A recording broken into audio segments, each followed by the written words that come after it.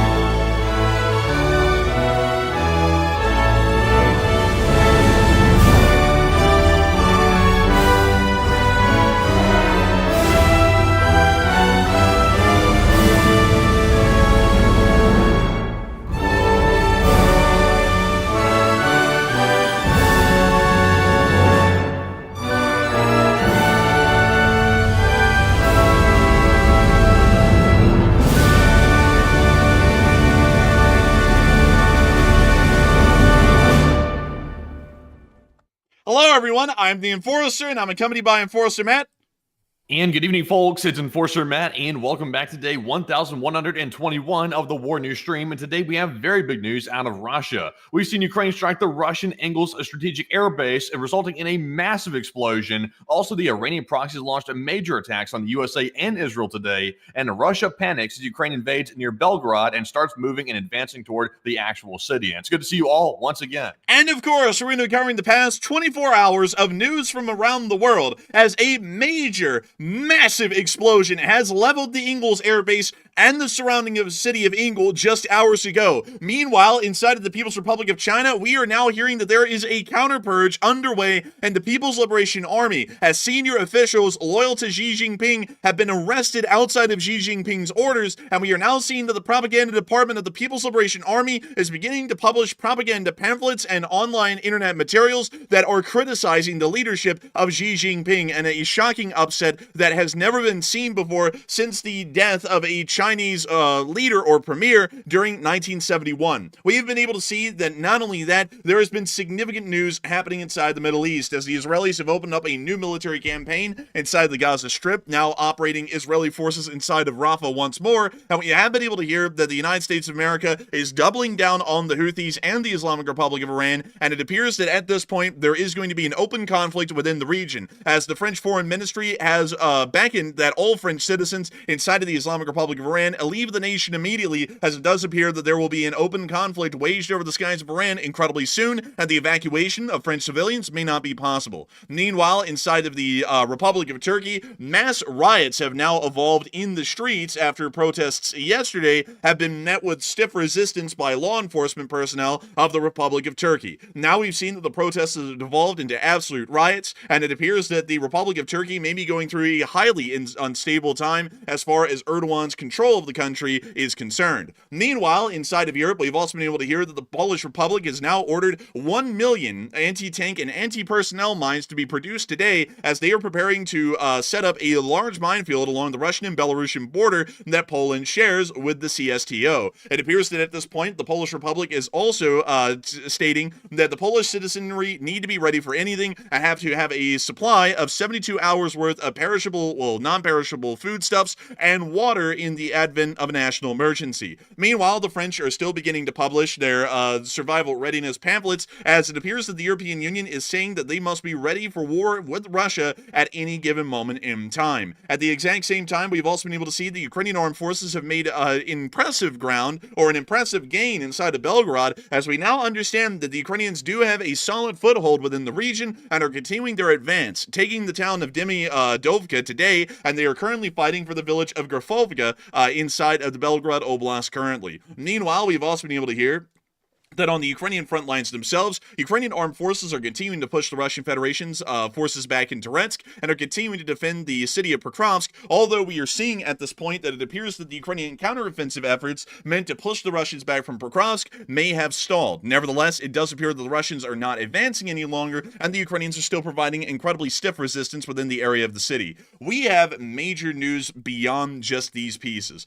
These are the largest pieces of news that we have today, but I've got to be entirely honest with y'all. The news we are getting today in some areas is completely unprecedented in the terms of damage that was caused to the Engels Airbase, and also the situation currently evolving inside the People's Republic of China. These are sometimes never before seen historical developments that we are watching happening right now inside the war in Ukraine, and also the domestic internal situation inside the People's Republic of China. But moving on into... It's kind of fascinating how all these wars and things are breaking out around the world, but also instability in governments is breaking out. Like the China situation you're talking about, that instability, which is a very unexpected in my opinion, and also the turbulence inside of Turkey as well, which is getting out of hand. It's kind of crazy. It's happening all at the same time. It is absolutely crazy. Nothing has been seen like this before. And I once again want to say to all of y'all, we will be covering the Engels Airbase news first. If you are coming in right now to hear about what's going on in the People's Republic of China, we are going to be getting to that here in just a few minutes, most likely 10 to 15 minutes from now. We will be covering the major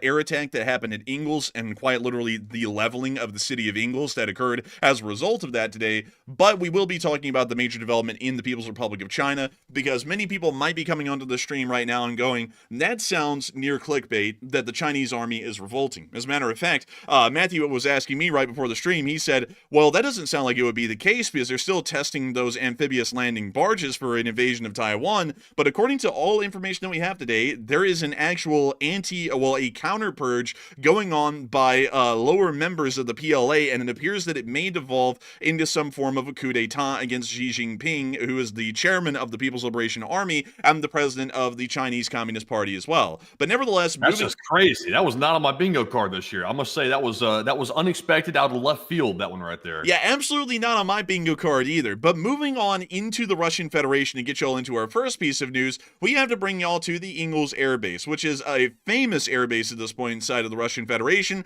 as a large amount of Russia's strategic bombers are housed at this airfield, and most of the strategic bombers that conduct any kind of operations against the state of Ukraine over the past 3 years typically were launched directly from the Engels Airbase throughout all of the prior air raids throughout the history of the war. We can actually see in these satellite pictures that these were incredibly recent, because we can see that the bombers are covered in the rubber tires that the Russians attempt to put on top of them to protect them from some forms of damage, although that was very superficial protection. It does exist, and we can see it on practically all aircraft surrounding the airfield, including this one that appears to be in the chop shop currently. But nevertheless, the Russian Federation has dealt with something that is unprecedented and unseen before in any air attack that the Ukrainian armed forces have ever conducted into the Russian Federation.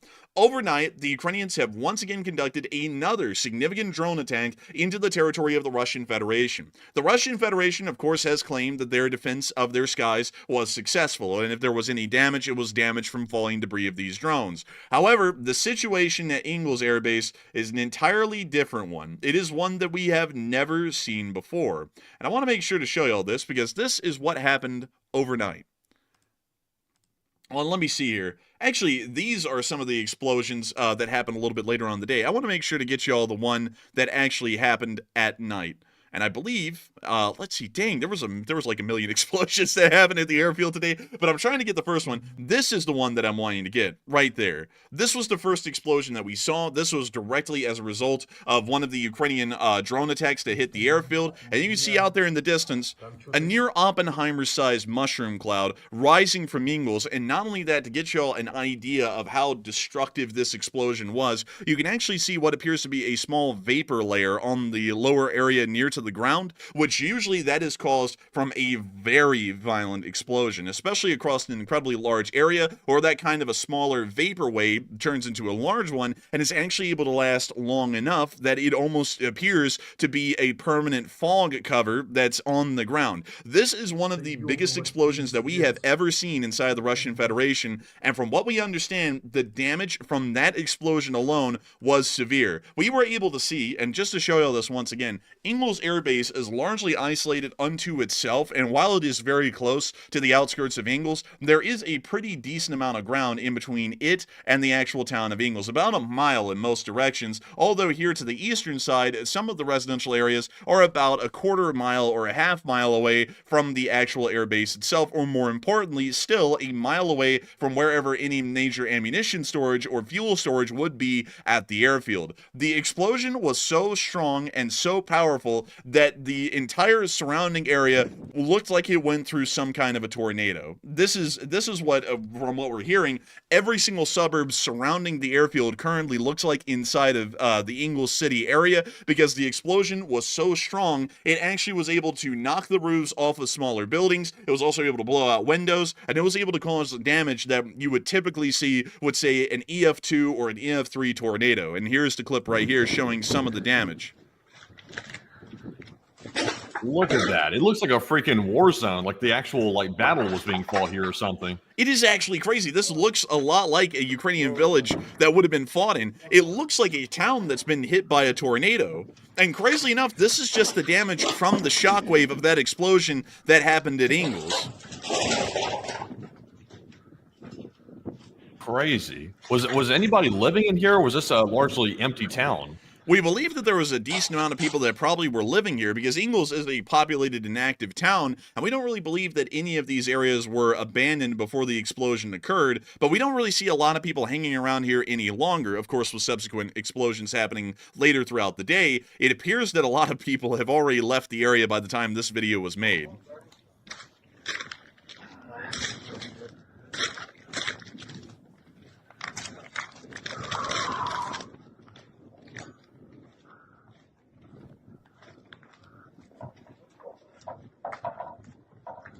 And that is just a wild amount of damage. Like, so looking at it once more, this is absolutely insane.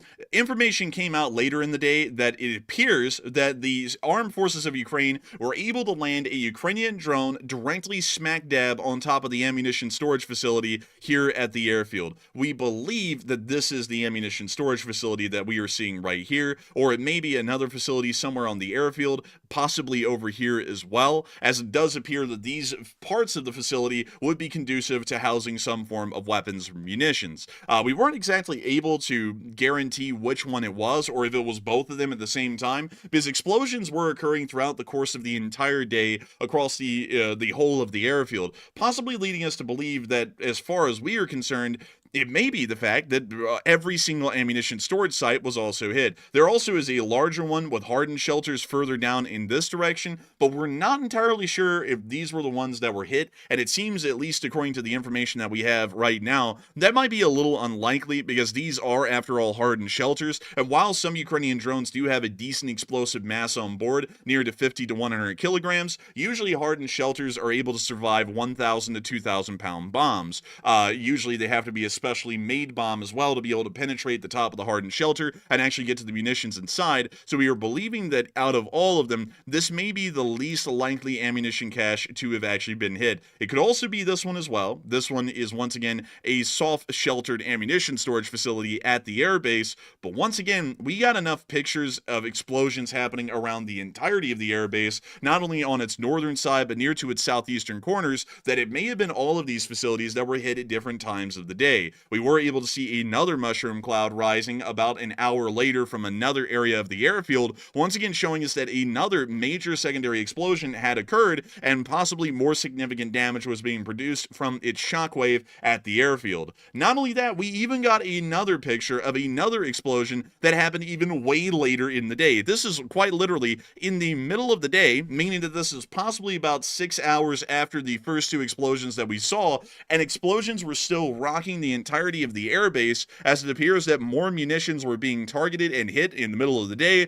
or there was some sort of a fire that was spreading from facility to facility and leading to massive explosions resulting throughout the course of several hours. But you see another mushroom cloud rising from Engels Airbase. Yeah, I think these were secondary explosions that were happening as more munitions were cooking off and exploding, and it was spreading. I think this was secondary. I think it was secondary, or it could have been that these were just happening way later in the day from other separate attacks. We're not entirely sure because we didn't get any evidence of air activity throughout the midday in broad daylight continuing to hit the airfield. So it is possible that it was also a secondary explosion of a sort, but that information is still a little bit foggy at this point from what we're understanding. But we can see another fire happening at the fuel storage facility at the airfield as well in this clip. That's a nice fire right there. It's burning very nice. They're losing a lot of fuel, by the way, between the other places that got struck that have all the Russian fuel and also the air bases. That's a lot of fuel loss. That is a huge amount of fuel loss, an insane amount. And not only that, we can see another cloud. This looks like a cloud, believe it or not. And that's the remnants of another mushroom cloud from an explosion that did occur at the airbase later on in the evening, meaning that explosions were occurring at Engels Airbase over the course of around a 14-hour period. At this moment, considering the damage to surrounding suburbs from the shockwaves of these explosions, we are believing that a large amount of Engels Airbase may have been knocked out in the course of all of these explosions, and a decent amount of the strategic bombers housed at the airfield may have also suffered some extreme damage from these explosions and may be rendered inoperable due to warping of their fuselages or airframes, or possibly may have been completely destroyed in the course of the blast. We have gotten absolutely no information from the actual airfield itself, either from service members filming footage from the ground or taking pictures, to actually be able to get an accurate ground damage assessment of the situation inside of Engels Airbase at this point. The only footage that we got was practically in a semicircle throughout the northern area surrounding the airbase where the citizens of the city of Engels live. So beyond that damage assessment that we're seeing from a couple of miles away, it's incredibly hard to actually ascertain what exact damage has been caused, rather than the fact that there has been several major catastrophic ammunition detonations that occurred at this airfield today thanks to the attacks. Nevertheless, it does appear that a lot of people have been speculating about what actually happened or what exploded at the Engels Airbase, and it appears that many are believing that the Ukrainians must have hit major Russian weapons caches that were at the airbase that resulted in these significant explosions. Others are saying that the Ukrainians hit it using a new unbelievably massive missile, and others said that it seems oddly large and they would want some more information before they come up to a decision. But Matthew, what are people thinking about this, and what are you thinking about it as well? All right. So after we saw the footage of that massive explosion at Engels, that was truly a monumental explosion with a humongous 5-kilometer shockwave. It looks like about 55% of the audience said Ukraine hit a major Russian weapons cache that was at the airbase, while 30% said Ukraine hit it using a new massive Ukrainian missile, which would have to be basically the equivalent of a nuke at that point. And 9% said it seems oddly large, but we need some more intel. And I am pretty confident that apparently Ukraine was targeting some of the munitions caches that were at this airbase. Through the intel that we have, apparently they had FABs and also CABs at this airbase. They were holding them there in large numbers, and also cruise missiles as well. And they were apparently around multiple different points on the base, and Ukraine was targeting those specifically, and were apparently able to bust through the hardened shelters that they were in and actually explode them. Because as you could see, that was a humongous mushroom cloud from that, and no single munition that Ukraine sent in could cause something that large, in my opinion. So I think that's probably what it was. And once again, with something that large, the odds of debris getting flung everywhere all over this airfield is extremely high. and it probably caused severe damage to those airplanes that were at this base. But we don't know for a fact just yet. We still haven't got that info, whether or not what has been damaged, but I'm sure the damage is quite extensive. But Enforcer, what say you? I would have to say that they would have had to have hit a major weapons cache at the airbase. To be entirely frank, there is no way that Ukraine could have produced or fielded a missile with this kind of explosive mass, simply for the fact that this explosion is so large. It is, at least the initial explosion, about 5 times or 6 times the force of a Moab, from what we were able to tell. A Moab has an explosive radius of about 1 mile. Largely the Moab, to explain a little bit about it, is a thermobaric bomb that was produced in a very specialized role to be dropped out of the back of a C-130 Hercules or any other kind of an aircraft that has a rear opening bay door to it. You drop the bomb out of the back, it uses a drogue chute to slow it down, and it drops right onto an area, and what it largely is created to do is to destroy underground tunnel networks, or it can also destroy a large amount of soft targets within a wide area. With that in mind, the Moab has about a 30,000-pound explosive warhead on it. It's one of the largest operational bombs in the world. The only one that's larger is the father of all bombs used by the Russian Federation, but they only made one, and I don't think they have a large production series of them like we have with the Moab, so for that reason, it doesn't really count. The Moab is the largest bomb, conventional bomb in service anywhere in the world currently. This explosion that we saw today didn't have an explosive radius, or not really an explosive radius, but a shockwave of maybe 2 miles or 2.5 miles, which is something that a Moab would have close to. This explosive radius was somewhere around 3.5 to 4 miles, or around 5 kilometers.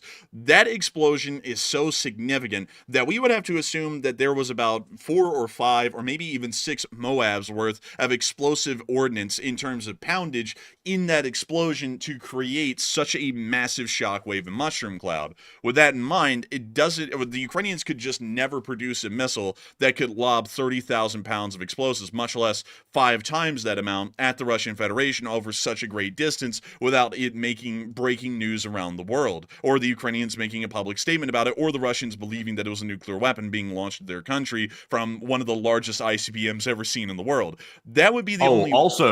Also, speaking of which, Enforcers, that you mentioned the nuclear weapons, I saw the rumors floating around today because people on Twitter were saying, oh, wait a minute, this is the home to the nuclear bombers that Russia has, so they must have some nuclear warheads sitting nearby.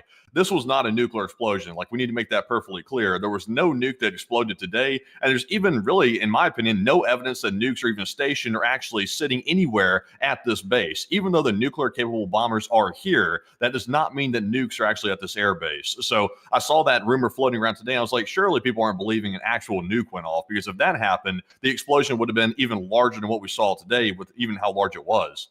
Yeah, that also a nuclear explosion would be pretty noticeable because it would create a radioactive debris field in fallout, which would be easily noticeable because that would have been a ground burst if that happened. And air bursts usually do not create a large amount or even a trace amount of radioactive fallout for the large part. That's why in modern nuclear strategies, everyone prefers an air burst. But direct ground impacts, which is what this would have been if it exploded on the ground, would have created a significant amount of radioactive fallout that would have been easily measurable even outside the Russian Federation, and it would have made it incredibly clear that a nuclear weapon exploded. There was no nuclear weapon that exploded, but still, this appears, without a shadow of a doubt, to be some sort of a detonation of a major ammunition storage at the airfield from this attack. But moving on from that little bit of crazy news and making sure that we covered everything here. Oh yeah, by the way, I forgot to note.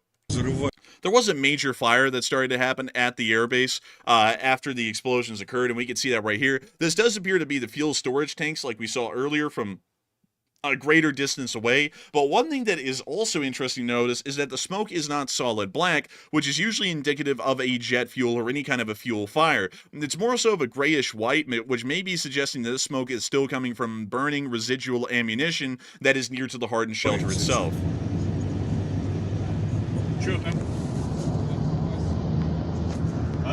We see him zooming in towards Engels.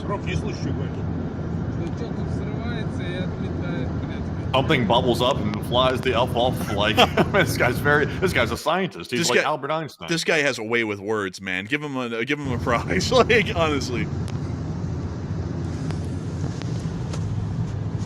That's the end of that clip, but still showing us that there were ongoing fires at Engels Airbase throughout the day, and once again, we have gotten no damage assessments from the ground on the actual airbase itself, so we are going to be trying to get that over the next few days, if any come out, but there is a high likelihood that a larger number of Russian service members at the airbase were killed in the explosion, or severely wounded, so we may not be getting a lot of damage assessments from the ground, because a lot of people who would have whipped out their phones and been recording the damage may either be dead or in the hospital currently, so we do not know when we'll be getting any kind of a damage assessment from the airfield, if any. But moving on out of Engels and on into the People's Republic of China, I now have to move y'all into one of the largest developments that we've ever heard of happening inside the People's Liberation Army in 50 years. It's actually one that we have not heard of for a long time. As a matter of fact, if I'm remembering my history correctly of the People's Liberation Army, the only time that there's ever been a bit of a comeuppance like this, and it wasn't even close to what we're hearing today, was, I believe, during, after the death of Lin Biao in 1971, when he died in a private jet crash.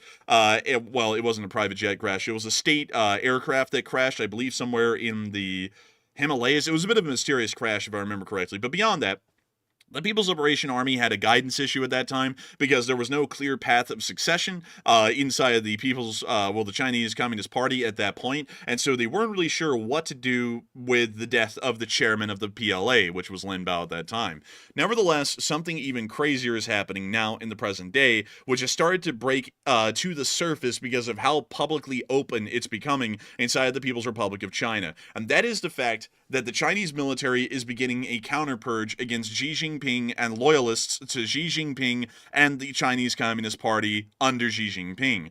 To explain a little bit of how the Chinese armed forces works, it actually operates somewhat similarly to the U.S. Department of Defense, or largely how the U.S. military operates. Many of y'all will know that the President of the United States is a democratically elected leader of the executive branch of the United States of America, and he is the President of the United States. However, when the President assumes the role of the President of the United States during the inauguration, they also simultaneously become the Commander-in-Chief of U.S. Armed Forces, meaning that they're really the head honcho of two different organizations under one. The president is the leader of the executive branch, which is the civil side of the executive branch, but he is also the commander-in-chief of the armed forces, the highest ranking person who calls all the shots in the military. The Chinese Communist Party also operates under a very similar premise, as in the president of China, who usually is elected by the Chinese Communist Party, as Xi Jinping was, is also the chairman of the People's Liberation Army. That's why sometimes you'll hear the leader of China being called the chairman, because the People's Liberation Army is about as important as an entity as the Chinese Communist Party itself. As a matter of fact, the People's Liberation Army is actually a political wing of the Chinese Communist Party, and actually operates a lot in that way. It is very traditionalist, very staunchly communist. It's more so Maoist even still to this day than any other faction inside the Chinese government, and it appears that is starting to cause some pretty significant issues. As Xi Jinping is starting to move away from Maoism, and some people have actually started to call it Jinpingism, because he's almost bringing about his own form of ideology or mindset into the People's Republic of China, and it has been openly noted even years prior in the past, according to the Army Techniques Procedures on Chinese military tactics, that it does appear that the People's Liberation Army may have some sort of friction with Xi Jinping, and that is why in the past, Xi Jinping has been conducting a purge or a supposed anti-corruption campaign inside the People's Liberation Army.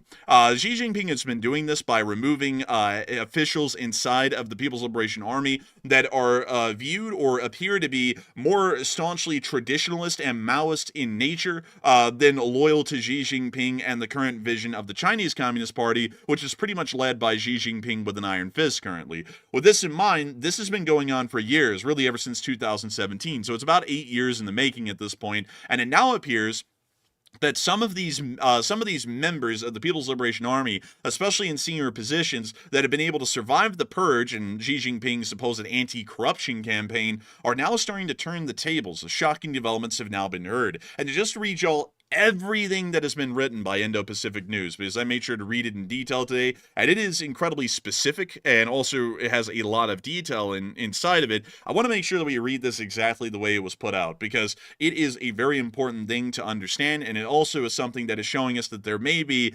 major political cracks, for the large part, inside of the People's Republic of China that may cause serious issues for Xi Jinping's vision of China, or national rejuvenation campaign that he hopes to have achieved by 2049. But according to what we have, word for word, here's the statements that we got today. Xi Jinping has been purging officers for more than a decade, but other officers, it appears, are now purging Xi's loyalists. The main propaganda organ of the People's Liberation Army is printing pieces openly criticizing his rule, which started about a couple of days or about a week ago from what we could tell. The Chinese military is apparently embroiled in its worst crisis since Marshal Lin Bao died in a mysterious plane crash in 1971. Lin fled either after a failed coup attempt or after being blamed for one. General He Weidong, the number 3 ranked uniformed officer, was reportedly detained on March 11th after the end of Beijing's major political event of the year, the so-called 2 sessions. So far, there is no confirmation of the initial report on this by citizen journalist Zhao Lanjian.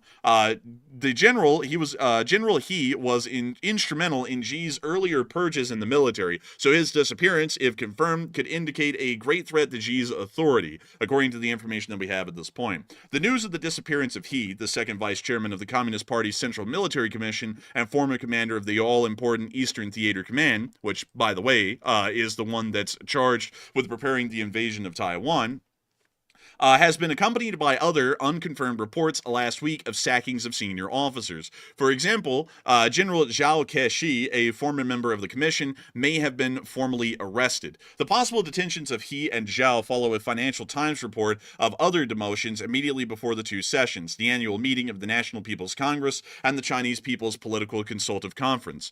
Journalist Jennifer Zheng, in a March 13th X post, asked if factional struggle within the military entered a new phase, and the answer appears to most certainly be yes. Xi Jinping, since he's been named the General Secretary of the Communist Party in November of 2012, has purged officers ostensibly for corruption, which generally is the way that most people inside of dictatorial regimes attempt to wipe out people who they believe are not loyalists to their rule. Putin and Xi Jinping have been conducting anti-corruption campaigns practically since they became the heads of state, or really the leaders of their nations in both respective countries, pretty much from day one, and restructured the People's Liberation Army. Both moves resulted in his taking firm control of the military. That's Xi Jinping taking control of the military. Yet 2 recent waves of purges, the first beginning in 2023 and ending in the middle of last year, and the second beginning in November of last year, have targeted officers loyal to Xi in 2 factions, the Shangji Gang and the Fujian Clique.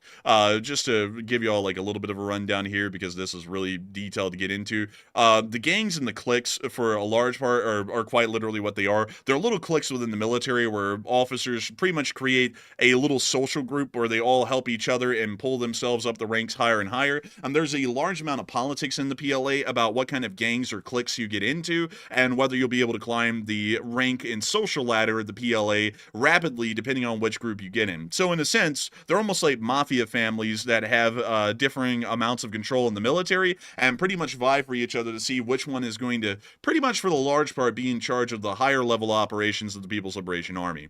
There are 2 likely explanations for the recent targeting of Xi loyalists. First, Xi could have become a Stalin-like paranoid and is taking down people he previously selected. Second, Xi's enemies might be removing Xi's officers, which is the more likely option of the 2. Of the 2, the second explanation is more likely. Why? Because Xi loyalists were being removed. PLA Daily, the Chinese military's main propaganda organ, ran a series of articles praising collective leadership, a direct rejection of Xi's continual calls for unity and centralization of control. The fact that the PLA Daily, which is the propaganda organ of the People's Liberation Army, pretty much their version of like an armed forces magazine or a publication, is saying anything about collective leadership is once again tying into their strong Maoist and traditionalist ties to the more so like exactly the communism that Mao implemented in China, and is a direct affront to Xi Jinping and his form of centralized leadership and control of the country, which is something that it generally goes in the wind or directly against the face of the values that the People's Liberation Army has traditionally believed in. These articles, which began appearing last July, were written by those aligned with top-ranked uniformed officers, the Central Military Commission Vice Chairman, General Zhang Yaojia.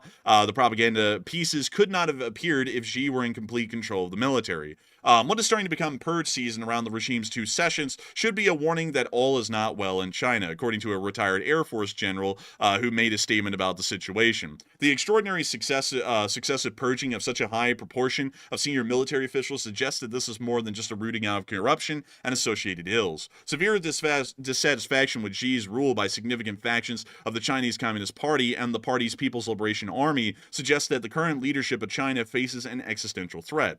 But in a sense, cutting down the rest of this, because it's more so, once again, analysis on the part of Indo-Pacific News, which did an incredibly good job at it, the general gist right now is that it appears that lower members of the People's Liberation Army of different cliques and gangs that are not loyal to Xi Jinping and are more loyal to the traditionalist values that the People's Liberation Army has had since its inception under Mao Zedong back in back in the 1920s, appears to have met ahead, and it seems at this point that the People's Liberation Army may actually be trying to usurp Xi Jinping as the chairman of the Central Military Commission and possibly oust him through some form of military action in the future, as they're now trying to consolidate their power and start removing Xi loyalists from the military, so that way they may be able to make this process a little bit smoother. As far as what do you think the main motivation behind it is? Because of course we know that China is having severe financial difficulty. That's one big thing. They're still recovering from the Evergrande crash that they just had a short while ago, and now of course they're preparing for an invasion of Taiwan. That's another thing as well. So what is it? Is the military unhappy with the fact that they haven't invaded Taiwan and unified it yet? Quote unquote unified it, or is it because they're unhappy that the financial situation is getting more grim?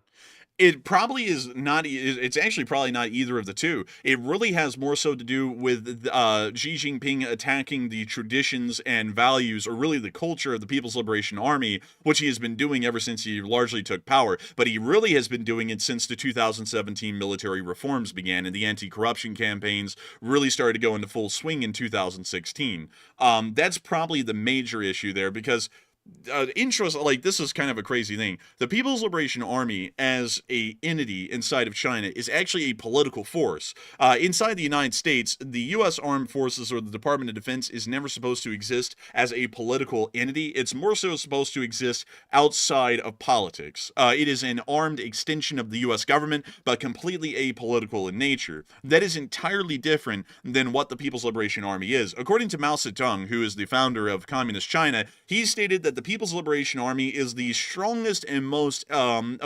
influential political body of the People's Republic of China, and should be put to work to exact the will of the people and the Communist Chinese Party's ambitions across the entirety of China. Meaning that since its inception, it has always existed as a highly politicized force. Most importantly, it has always existed as a strongly Maoist force throughout the entire history of China, even until the present day.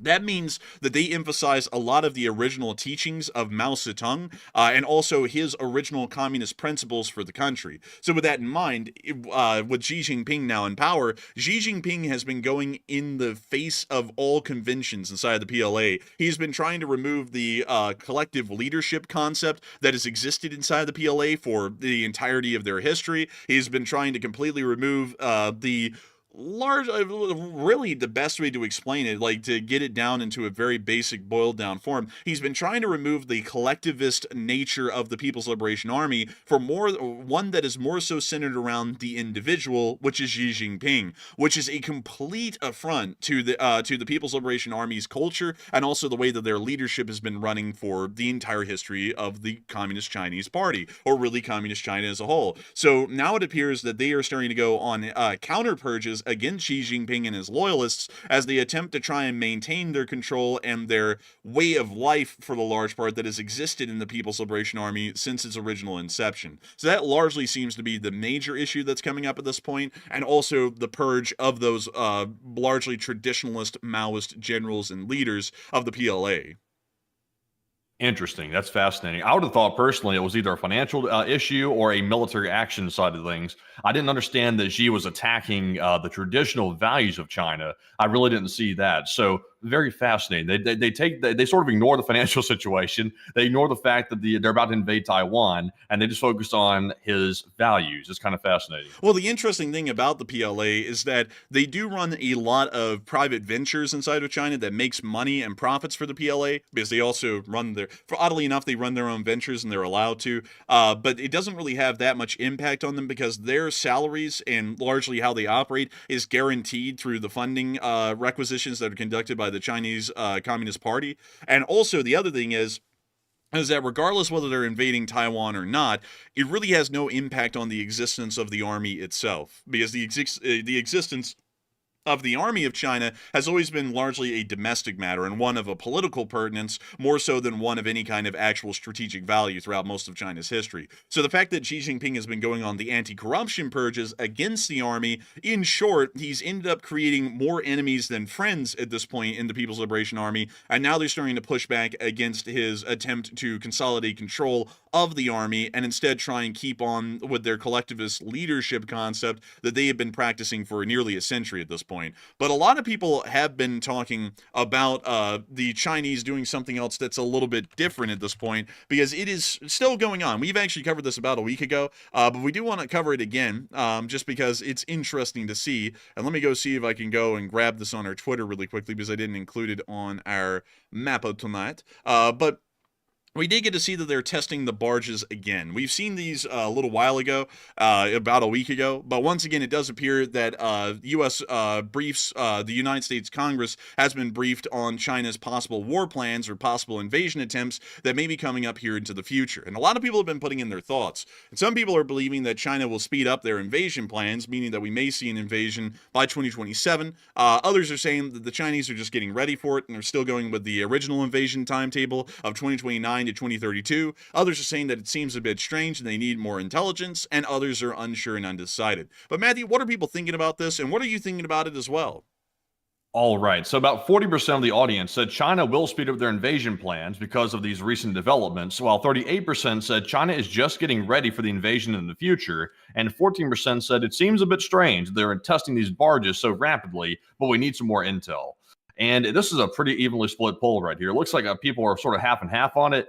And after basically considering the fact that they're having really, really bad internal issues inside of China right now when it comes to the military and where their loyalties lie to which leader it lies to, basically, I would say that they might end up speeding up their invasion plans to either distract from the internal issues inside of China, including the financial side of things as well. They might decide to speed it up a bit. And the fact they're able to build these barges so quick, and now they're testing them in actual sea trials this quick, that is a bit disturbing to me. That does indicate, in my opinion, that they are getting ready to go a little bit earlier. And also, there are some classified briefings taking place on China's war plans, some fresh plans that the U.S. lawmakers are getting as we speak. So that's another sign that something might be going down very soon. But Enforcer, what say you?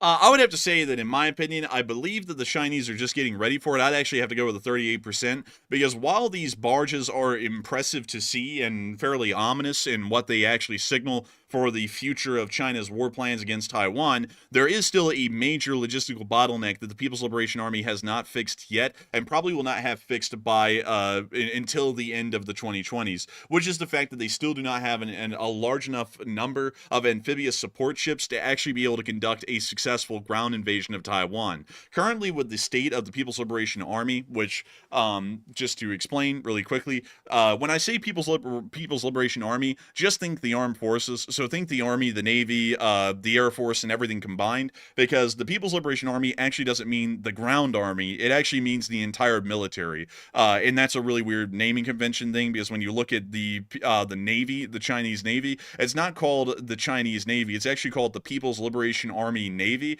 and the Air Force of China is called the People's Liberation Army Air Force, and the People's Liberation Army is actually called the People's Liberation Army, I think it's Ground Forces, so the PLAGF, and then there's a whole bunch of other weird naming conventions. Actually, no, I'm sorry. The People's Liberation Army, like the actual ground force, is called the People's Liberation Army. So just to make sure to clarify that, really stupid naming convention. But beyond that, beyond the whole confusion of it, right now, the People's Liberation Army Air Force may be capable in conducting a air campaign against Taiwan, as well as the People's Liberation Army rocket forces, but the rest of the branches of the People's Liberation Army are not really capable of conducting any kind of an actual ground invasion onto the island. For example, the People's Liberation Army Navy Marine Corps, or the People's Liberation Army and the People's Liberation Army Navy, which is honestly really tough to say all those things.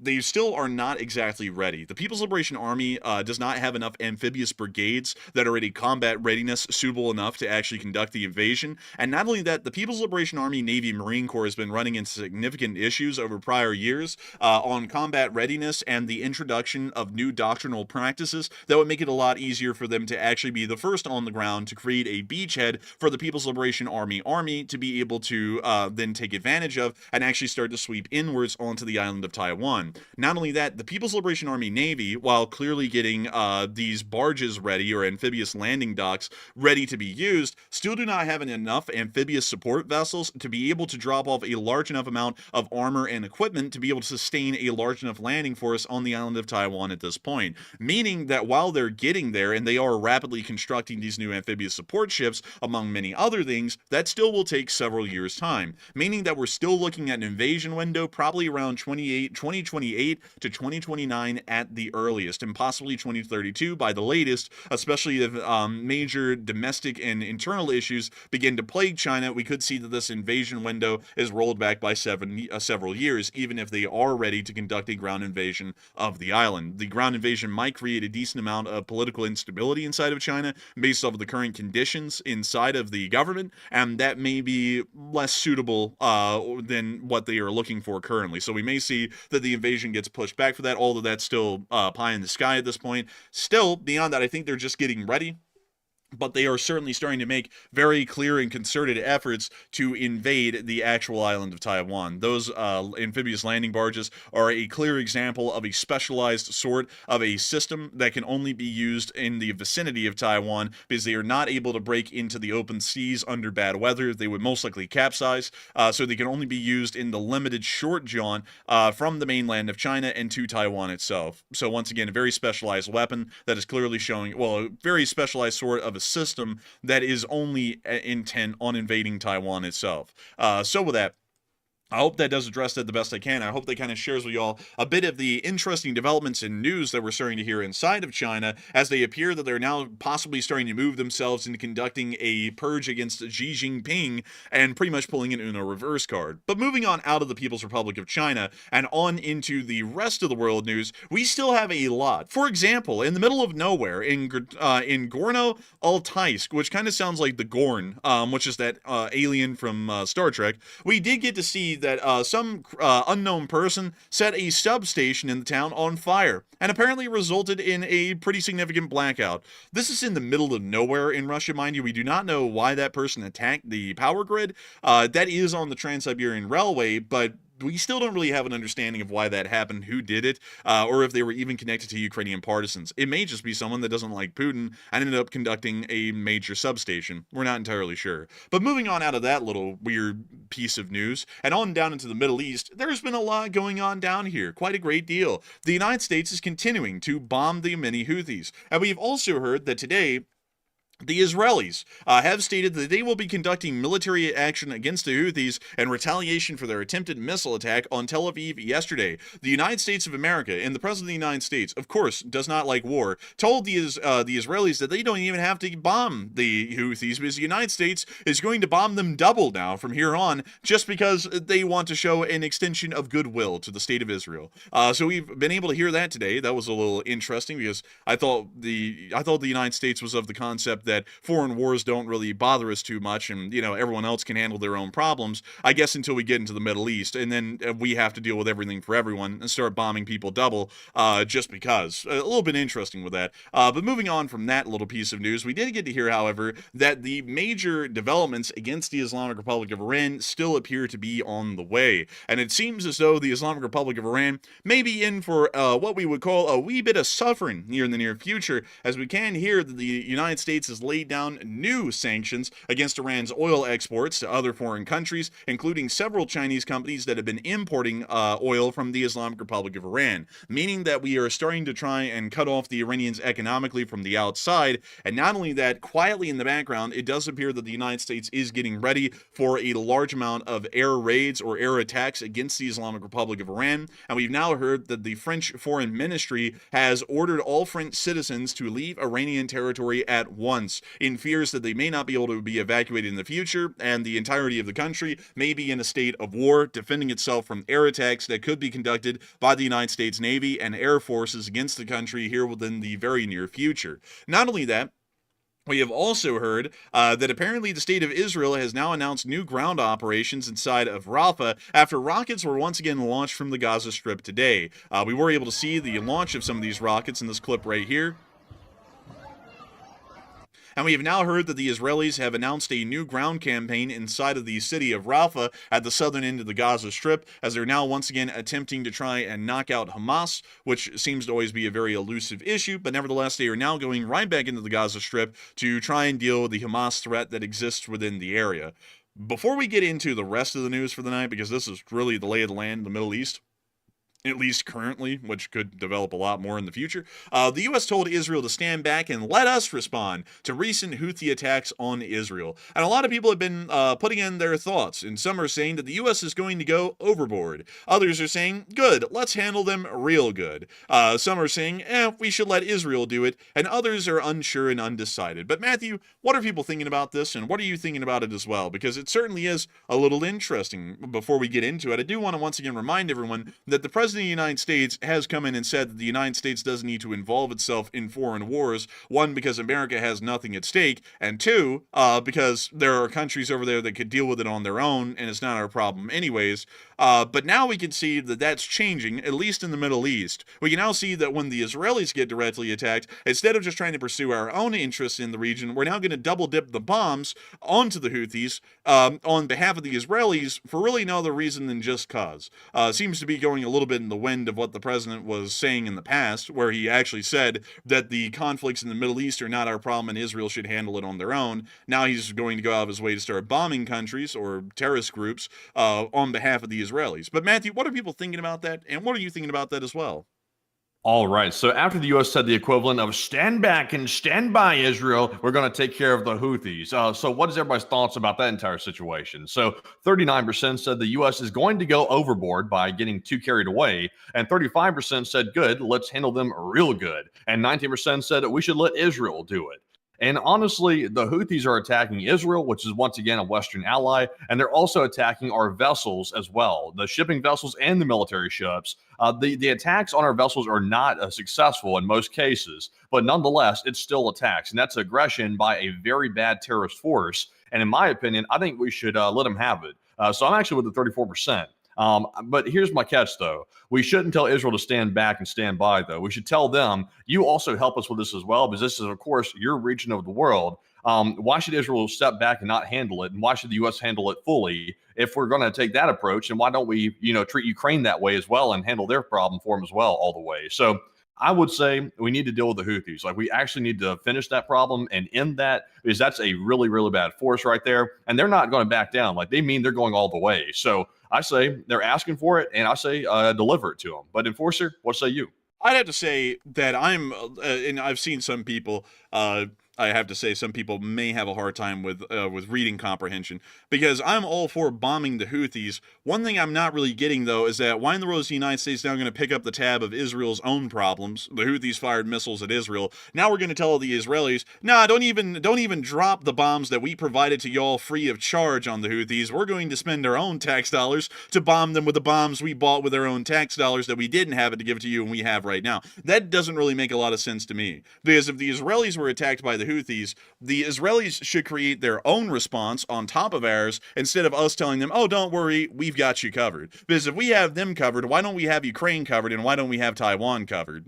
In that kind of a way. What's up with that? Like, that's my thing. Right now, we're currently involved in an operation to knock out the Houthis and their threat that they're creating to global shipping. That is something that is directly within America and the West's interest, and not only is beneficial to us, but is beneficial to everyone within the Western sphere, including Israel. However, there is a different situation when the Houthis go out of their way to create a completely different situation with a different country, and they fire a missile at Israel, and then we are going to militarily respond on the behalf of Israel when we weren't even the attacked party in that particular instance. It just doesn't really make a lot of sense in that perspective. But still, I'm for bombing the Houthis. It's just that seems to be a little bit of an odd justification. It, like, once again, and I want to make this a little bit clear, because someone said, well, you're the one who wants to send U.S.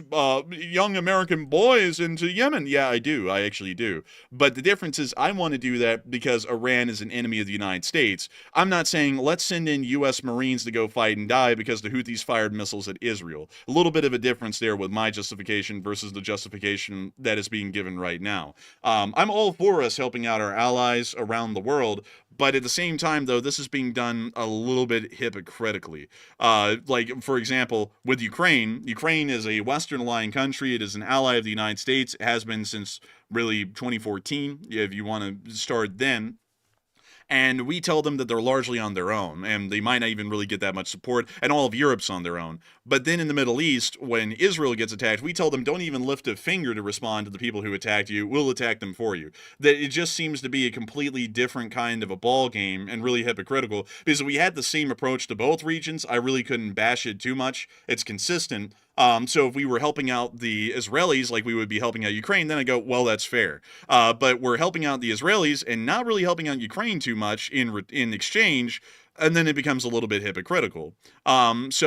Do you think that maybe the reason why the U.S. told Israel to stand back and stand by is basically because they want them to go ahead and prep up to get ready for a war with Iran directly? Because once again, we're not going to fight Iran alone. Like, if we go to war with Iran, it's going to be Israel in there with us. They're not going to just sit back and take it easy while we go to war with Iran. That's not the way it works. Maybe they're letting Israel get ready for it and not wasting their time with the Houthis while we deal with them while they get ready for the war. Yeah, but it's not really like the Israelis are, having to like sit there and like go to the gym and lift some weights to get swole enough to deal with anyone. I mean, we pretty much subsidize their military budget on top of the budget they already have. They spend about $23 billion or $22 billion a year on their military, and then the United States gives them an additional $21 billion in military support every single year on top of that. So Israel has a military budget right now that is the same size as Russia's military budget before the war in Ukraine began. So I don't really think a country of that size, with that population, with that kind of military budget, with that kind of, honestly, a souped up military for what their nation is, really has to like get ready or hold back its firepower for one group and then just hold off on the other. They could bomb the Houthis, Hezbollah, Hamas, and Iran at the same time and have plenty to spare left over in terms of munitions quite easily. That's the one thing that it kind of blows me away with how we treat Israel versus Ukraine at this point. It was the opposite in the last administration. We were more than happy to help Ukraine, and then there was like a little crumb given to Israel here and there. But now in the current administration, it's we will help out the Israelis. In fact, they don't even have to fight. They just have a military to look good. We'll do everything for them, and then the Ukrainians might be on their own, maybe in the future. It's a little bit just, it's a little bit different because in my opinion, I would say that Israel should get militarily involved against the Houthis. This is something that is an external affair outside the United States. The Houthis didn't fire those missiles at the U.S. They fired them at Israel. So Israel should have their own military response to the Houthis on top of the one that we're already conducting against them to protect global shipping inside the Red Sea. But we shouldn't be telling them to just sit back and we'll do all the heavy lifting for them in an attack that we weren't even involved in, that the Houthis conducted against Israel.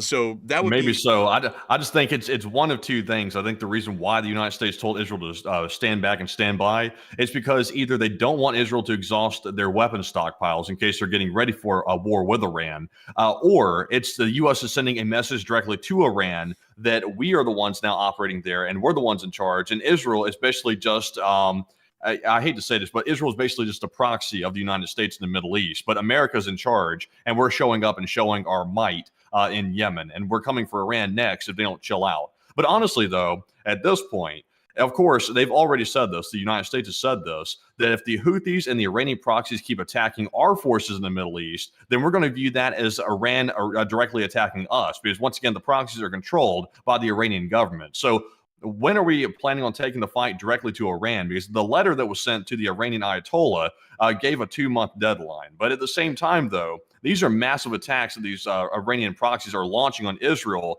literally right now. It's like, are we going to wait 2 months until they keep bombing the hell out of Israel? Or are we going to go and speed that up a bit and go ahead and tend to it now? That's an interesting question. And maybe we'll see that the military action begins once all of the U.S. aircraft carriers get into the region. I would assume that's probably when it will happen. But I also saw a very interesting question. Someone said Israel is a part of NATO. Absolutely not. Israel is not a part of NATO. Israel has not provided any Article 5 protections. It's not an official member of NATO. It's never going to be a member of NATO. It exists outside the geographical parameters that allows for a country to become a member of NATO. And it's never, like, historically, it has never been a part of NATO. That's why you'll see that they can get attacked by the Houthis and Hezbollah all day and all night, and it's not an Article 5 issue, is because they aren't in NATO to create an Article 5 issue out of it.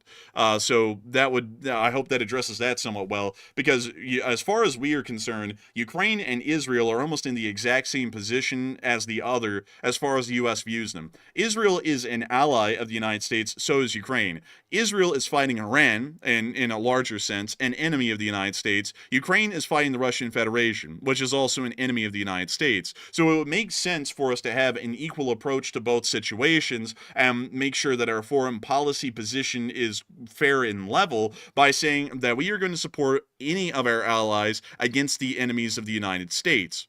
So instead of saying to Ukraine, well, we might or might not, like, for example, I'll tell you all this. Zelensky requested of the President of the United States 2 days ago that they get more Patriots so that way Zelensky can protect Ukrainian civilians from getting killed in their sleep by a Russian drone. The President of the United States told him, well, that's bad luck. You're going to have to look around Europe to find some spares because we're not giving you any. On the other hand, Israel gets attacked by the Houthis, which is a completely external affair, much like the Russian-Ukraine war is as far as we are concerned. And then we go, don't even respond, just sit your ass down, we'll bomb them for y'all. Like, it's a completely different kind of a response. One group gets almost no support, which is Ukraine. The other gets more support than honestly is even really logical. Because if that attack didn't even involve the United States at any step of the way, from those missiles being fired inside of Western Yemen to being shot down over Israel, why in the world is the United States now bombing the Houthis additionally on top of what we're already doing on behalf of the Israelis? It doesn't even make any sense because we weren't even involved in that exchange that would lead to that response. And honestly, publicly, I think, of course, the statement you're saying that the U.S. is making about Ukraine, that's what's being said in the public. But at the same time, though, ever since the situation went sideways over the ceasefire with Putin and the U.S. president, it seems, honestly, like the Ukraine aid has once again resumed. The public statements and sort of make it sound like the U.S. president is sort of iffy on Ukraine, may or may not help him in the future. But honestly, the proof is in the actions. Right now, Ukraine just got a brand new shipment of F-16s. And even though this came from foreign countries, they had to get the approval of the U.S. to actually ship them to Ukraine. So that was something right there. And also, they're still getting GLSDBs, the upgraded ones that U.S. upgraded to basically overcome the Russian jamming systems. And they're still getting major shipments of aid from the United States. So in reality, and also apparently they've got the blessing of the United States as well to start striking into mainland Russia and also open up a new front into Belgorod. Because I think the president would have probably said no to that if the situation was different, because even though he doesn't necessarily control Ukraine, he can leverage his power with the aid shipments to Ukraine to basically tell them what they can and can't do. And so far, it looks like he's given them a green light to go all the way on everything. I would say that that is true, but once again, though, like in some situations, like for example with the Patriot, we tell them to go look around Europe for some spares. Like, and that happened after all of the diplomatic developments that have already gone on. And then that was the phone call with Zelensky yesterday. Zelensky said, could we possibly have some more Patriots? And then he was told, go look around for some spares because we're not giving you any directly. So while in some instances there is full support being provided, it's not to the point, like for example, here's the kind of response that we would give to say Ukraine if we were giving the same response that we give to Israel.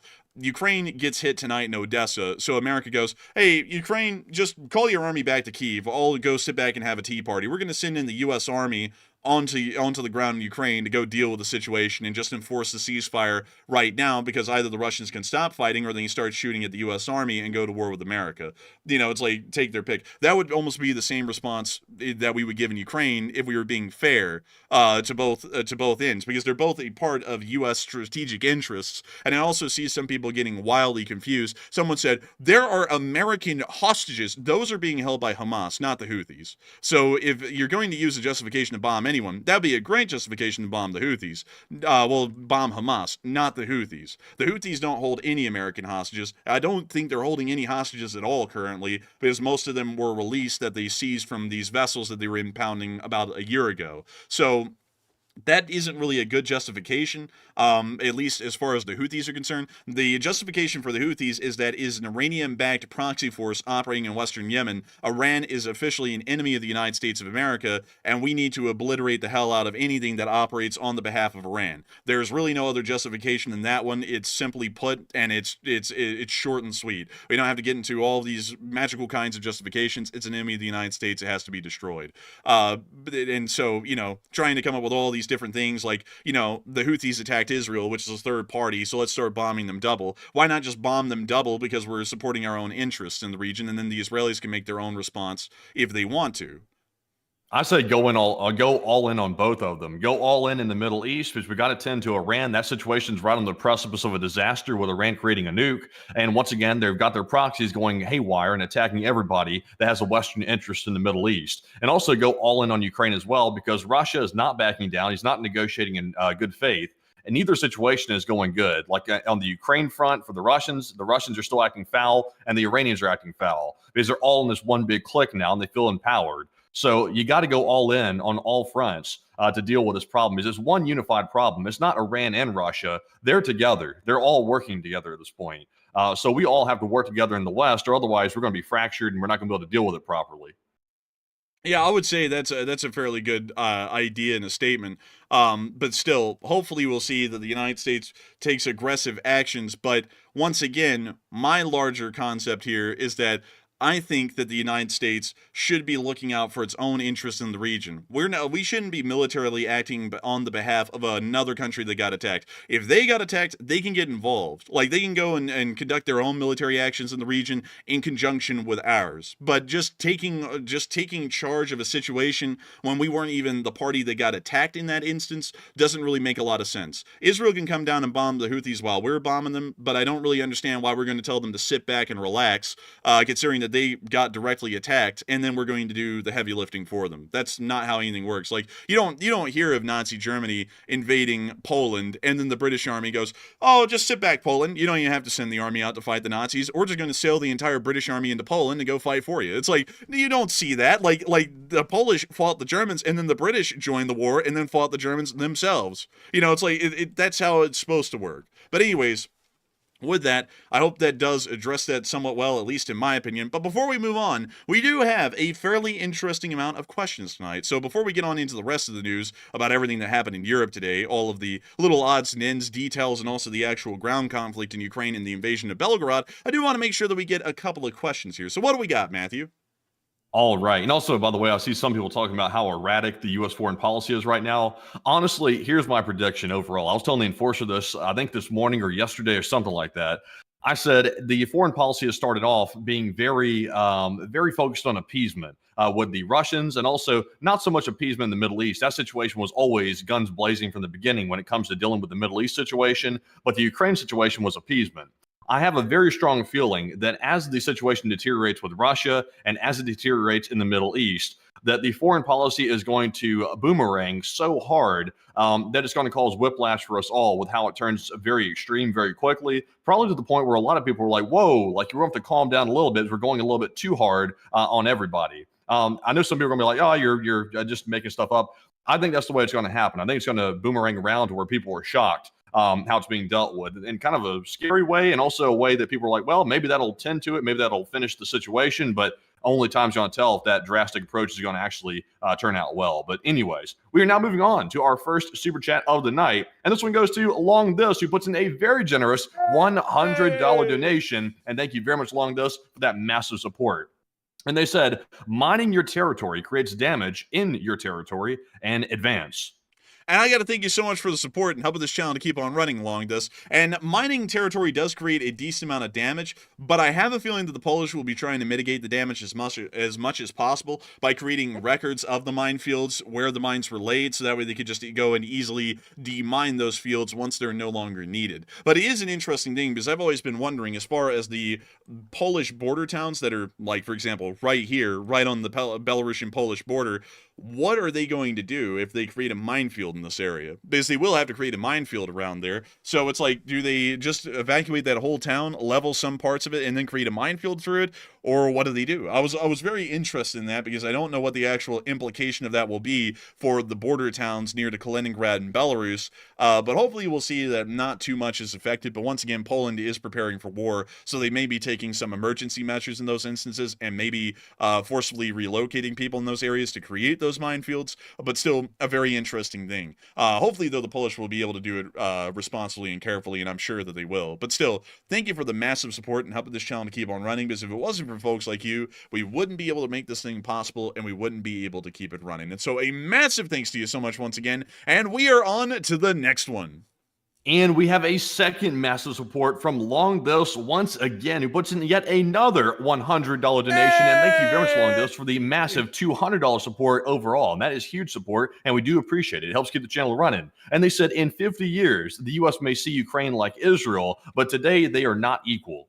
And I got to thank you so much for the massive support along this and helping this channel to keep on running. And that was kind of the point I was trying to make a second ago. And some people were not getting it, just being completely frank, because I guess I don't know, forgot the statements I made in the past, or they just want to hear these and then be outraged by them, because people love to be outraged. But I'm all for supporting Israel, Ukraine, and Taiwan equally. But equally. And that's something that has been annoying me a little bit lately with the current administration and the last one, is that they clearly have favorites, although there shouldn't be a favorite, because all of them are equally important to U.S. strategic interests globally. Ukraine is the gateway at this point to Europe, and if the Russian Federation wins in Europe, we may as well consider that the entirety of the European Union will create its own sphere, and the United States will lose a lot of standing and economic prowess in the world because of that. Ukraine is incredibly important for that reason. And not only that, Ukraine is incredibly important because it is a conflict that is happening with the Russian Federation, an enemy of the United States, and we should be attempting to put our enemies in a disadvantageous position. With Israel, it's the same thing. Iran is an enemy of the United States, creating nuclear weapons and sponsoring terrorist groups throughout the entirety of the region that threaten U.S. interests within the Middle East. For that reason, we should be down there equally as we should be in Europe, and support their interest, our interest within that area, and make sure to continue to put Iran at a disadvantage, or simply to make the Islamic Republic cease to exist and bring forward a new government inside their country that will not sponsor terrorist groups and continue to destabilize the region. And then with Taiwan, we have to be there for the same as them. The People's Republic of China is the largest enemy that we have in the modern world right now. Economically and militarily, they are the most major threat. Taiwan is a part of the way that we are supposed to be able to contain China if there was ever an outbreak of war. We have to be there to defend and support the Taiwanese, because we are not going to allow the Chinese open free reign of unrestricted submarine warfare throughout the entirety of the Pacific, because they would be able to base their submarines on the east coast of Taiwan and completely avoid the island defense chain that we've created over about the past 10 years. That's why it's equally important to support all of them. But the last administration only supported Ukraine heavily, hardly supported Taiwan, and then was somewhat unfriendly to Israel. Now the current administration, in my opinion, is overly friendly to Israel, somewhat cold to Ukraine, and then there's hardly any comments that have ever been made on Taiwan beyond the baseline comments. It's a little bit weird to me to see how it works, because if I was out there, I would be making equal assertions and claims about all of them, about how important they all are. They are all equally important, or really honestly, the Ukraine war is the most important thing going on right now, and the Taiwan situation is second. The Middle East is third, because in reality, Israel has a $50 billion military budget, and for a country of their size, with a military their size, $50 billion is insane. Like, they could honestly take care of the entire Middle Eastern situation themselves through their own airstrikes, and we wouldn't even have to lift a finger. In other areas, that's not the case. Taiwan can't take on China on its own, and Ukraine can't take Russia on its own either. Israel can take Iran on its own and not even break a sweat. So that's, really how the priorities should be arranged, is which areas are having the hardest times. We should help them out instead of going down to the country that could wipe out most people in the Middle East without breaking a sweat, and then act like they are in a desperate situation where they could be wiped out. It seems like a misappropriation of resources to me that we could be using to ensure we're winning on all fronts, instead of always having to act like we have to sacrifice one thing for the other when we don't have to. So I hope that does address that well, but I do thank you for the support and help with this channel to keep on running. And hopefully one day we'll see that there is a U.S. administration that comes in that views all of them as equally important, instead of having clear biases and favorites, although all of them are wildly important to U.S. foreign policy and strategic interests globally. And so with that, thank you once again for support and help with this channel to keep on running. I hope that does address that incredibly well. And with that, we are on to the last question of the segment, and then we're going to be moving on into the rest of the news.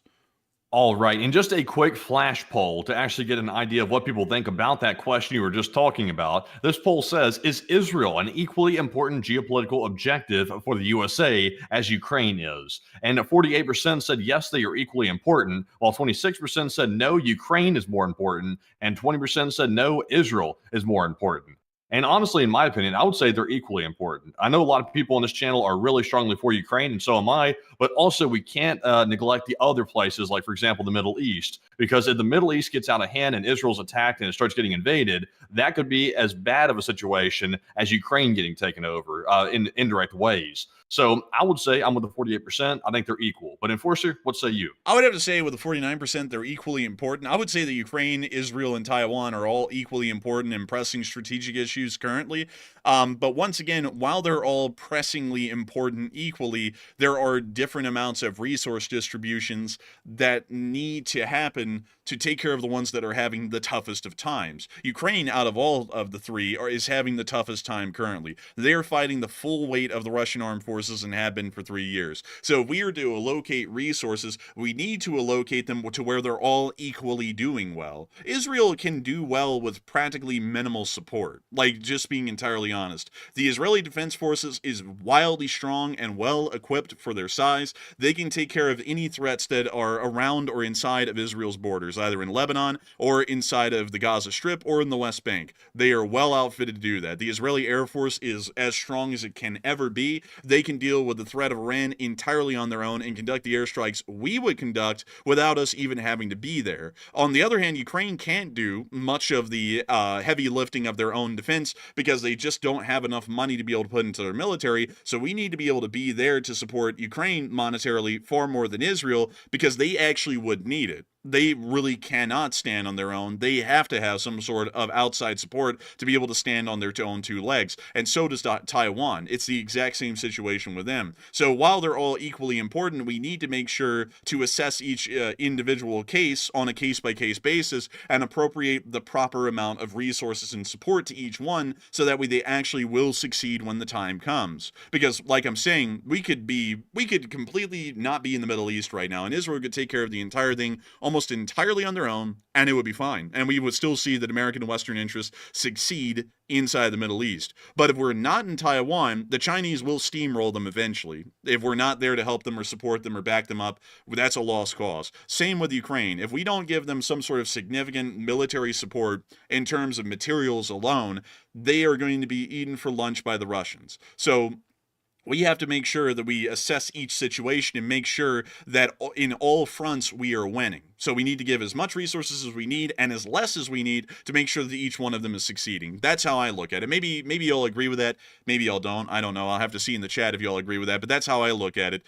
Because why help out? Like it's like for example, let's say this: you have two friends, one who's really buff and is about to get in a fight with someone and he can beat their ass, and one who seems a little bit scrawny, and you might have to go over there and help beat up the guy who's picking a fight with him so he doesn't get his ass beat. So right now with what we're doing in the Middle East, we're going over to help out the buff guy who can easily go beat the ass of the guy who's picking on him and helping him out in the fight, while the little scrawny guy's over there and almost about to get his head kicked in because he's fighting the fight on his own. He really can't because he's not strong enough. And that's how I'm. Man, it doesn't matter. It doesn't matter how strong they are. It's in the spirit. And Ukraine, while they may be considered the underdog since the very beginning of the war, and also sometime before that as well, the spirit in Ukraine and their fighting ability makes up for whatever disadvantages they have in their military when it comes to everything else.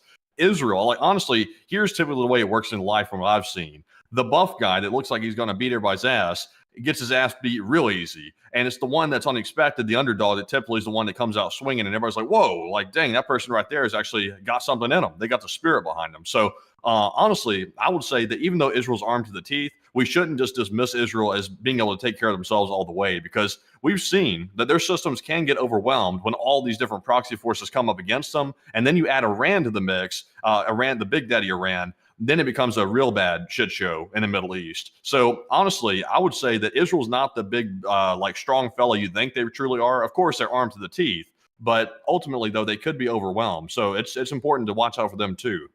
Yeah, but once again, with reason, not to like send the whole U.S. military to the Middle East, with reason, to where we're helping them enough, but not too much, and we're also making sure to distribute our resources appropriately amongst the three to make sure that they're all succeeding and we're not sacrificing one for the other. But moving on from that and into the rest of the news that we have, also a big shout out to everyone for supporting the channel tonight, and we will be getting to everyone's super chats. It's just that we can only get to 3 right now. We're going to get through the rest of the news, and then we're going to get to all of them by the end of the night once we get done with the rest of the news. But moving on into Riyadh in Saudi Arabia, we are hearing that there will be more U.S.-Russian talks in Riyadh on the 24th of March in about 4 days, as it appears that once again they're going to be hitting their head to a brick wall. The Russians are obviously not wanting peace, but we're going to keep trying, just for the fact of it. Meanwhile, in Istanbul, we can see that unrest in Turkey is getting up to a fever pitch, as it now appears that the police are firing rubber bullets at the protesters, and it also sounds as though some of the protests have devolved into riots against Erdogan's government. But here's one of the clips.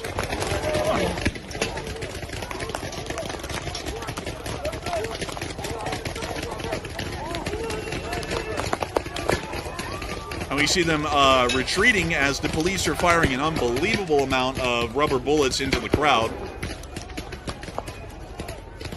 It looks like it effectively got rid of most of them. I gotta say, it looks like they moved back a good bit, and it sounds like the gunfire is still going wild. Now here's a question.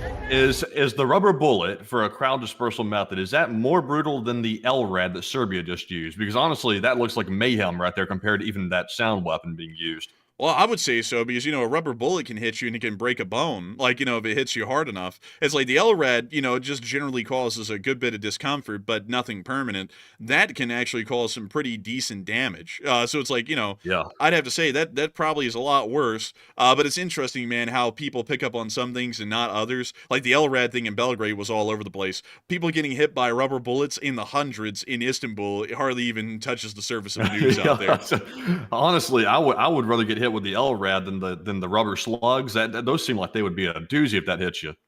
Yeah, but no attention is paid to the rubber bullets for it's Turkey, and like for some reason Turkish things just don't really count anymore in the news. But moving on from that into Italy, we did hear that the Italians are going to be increasing the size of their armed forces from 95, of the army, from 95,000 to 135,000 by 2033, meaning that in about 8 years they'll have increased the size of their armed forces by about an additional 40,000 or so. Moving on from that and into the remainder of the news that we have inside of Europe, we were able to hear that the British have now given their summary of the war in Ukraine once more. It's another Ministry of Defense intelligence update. The Russian armed forces have likely sustained approximately 900,000 casualties killed and wounded since invading Ukraine in 2022. Of these, it is likely that 200,000 to 250,000 Russian soldiers have been killed, Russia's largest losses since the Second World War. Russian President Putin and the Russian military leadership highly likely prioritize their conflict objectives over the lives of Russian soldiers. They are almost certainly prepared to tolerate continuously high casualty rates so long that this does not negatively affect public or elite support for the war, and those losses can be replaced. Putin and the Russian leadership highly likely place significantly less value on the lives of ethnic minority Russian citizens from impoverished regions, which has been shown by how they conscript men into the military in the past, with Russian recruitment efforts consequently focused disproportionately on these areas. There was a typo right there, by the way, so if y'all are dissing on me for typos in my description, the British Ministry of Defense had a typo on focus. They put 2 S's in there instead of 1. But Slavic Russians from urban centers such as Moscow and St. Petersburg have been contributed disproportionately fewer service personnel than their poorer ethnic minority compatriots, which is something that we largely can back up and prove. But another thing that I do want to point out there, because it may have something to do with them wanting to target ethnic minorities, but it may also have something to do with the income disparity in Russia. Here in America, you will see far more recruitment advertisements for the military here in the U.S. Southeast than anywhere else in America, because the U.S. Southeast is one of the poorest regions in the country.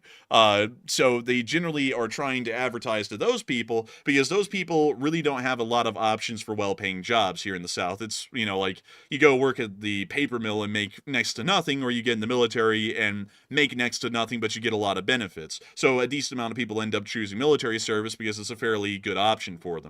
It could be a similar thing in Russia, just to get into that a little bit quickly, is that a lot of the regions outside of Moscow and St. Petersburg are not wealthy. They're wildly poor. And so the Russian Federation may be conscripting them from those regions because they're poor and they may not have any other options for jobs, or they may be volunteering from those regions because they don't have any other well-paying options for jobs, and it just happens to be so that they are ethnic minorities at the same time. So it may be a deliberate targeting, or more so of an indirect, but still a targeting nonetheless, but an interesting thing to see. Nevertheless, the European Union has stated that they must be ready for war with the Russian Federation at some point in the future, as we are still seeing that military and war preparations are being made by all countries throughout Europe at this point. We have been able to hear that the Polish Republic today has stated that their citizenry should be ready for everything, as the Polish Ministry of the Interior urges citizens to prepare for at least 3 days of survival without state help in a crisis. The Deputy Minister, which I'm not going to pronounce his name because I know I'm going to get that very wrong,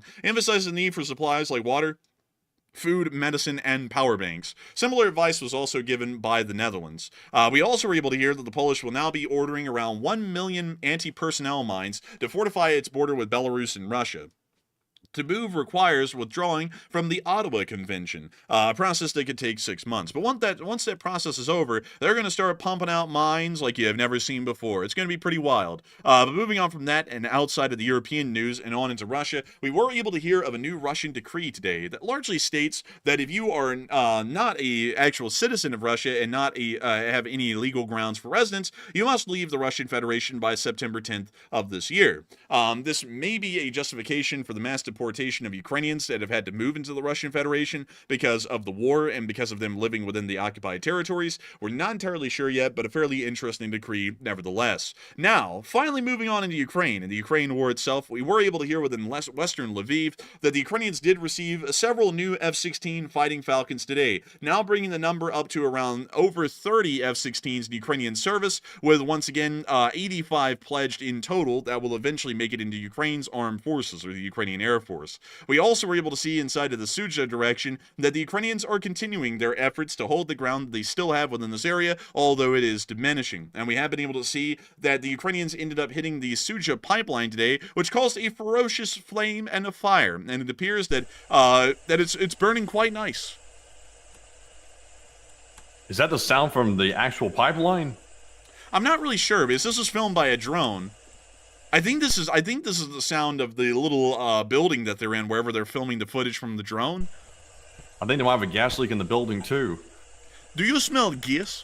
Like it's a Gas me up. man, he got me weak. This has the Russians weak. That's a lot of opportunities for money making going right there. Man, they're like Mr. Krabs. Money, money, man. Like, they're crying right now. They're weeping.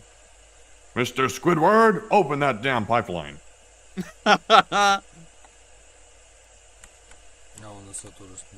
And they're like, oh my god, look at this rusting. I gotta say, this is a great advertisement for Russian gas, because while you can't get your hands on it, it sure as hell does burn pretty cleanly. Like, look at that, man. That's a clean flame. Very nice. I guess you could say it's clean energy. Huh.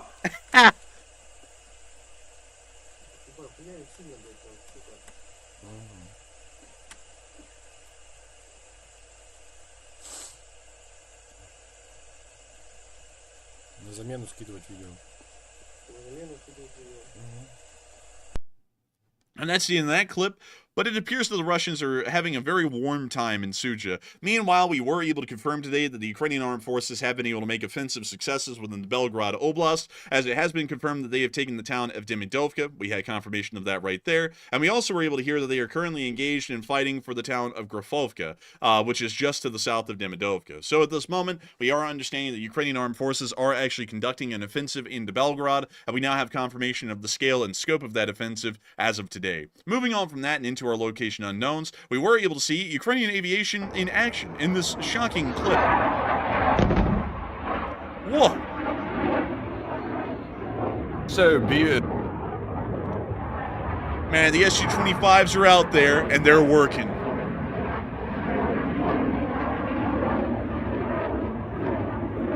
It's just so lovely to see that.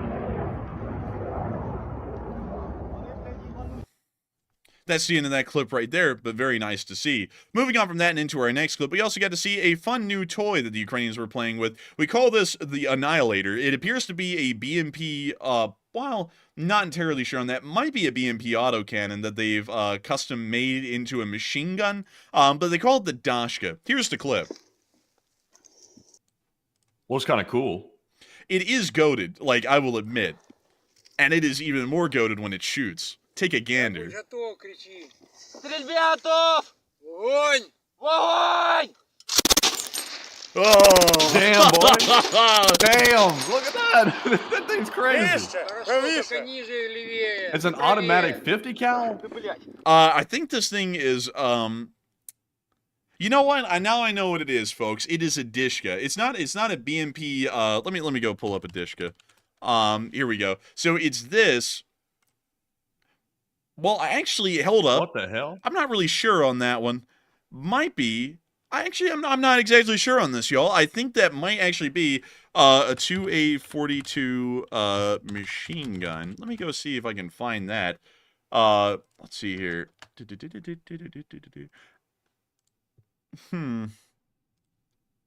Nah, that's not it. It has like the barrel fluting of a Dishka, and it kind of does look like a Dishka. You know what? That is a Dishka. They changed the muzzle brake out on it. It's not the same muzzle brake, so it is a little bit larger than a 50 cal, this thing is.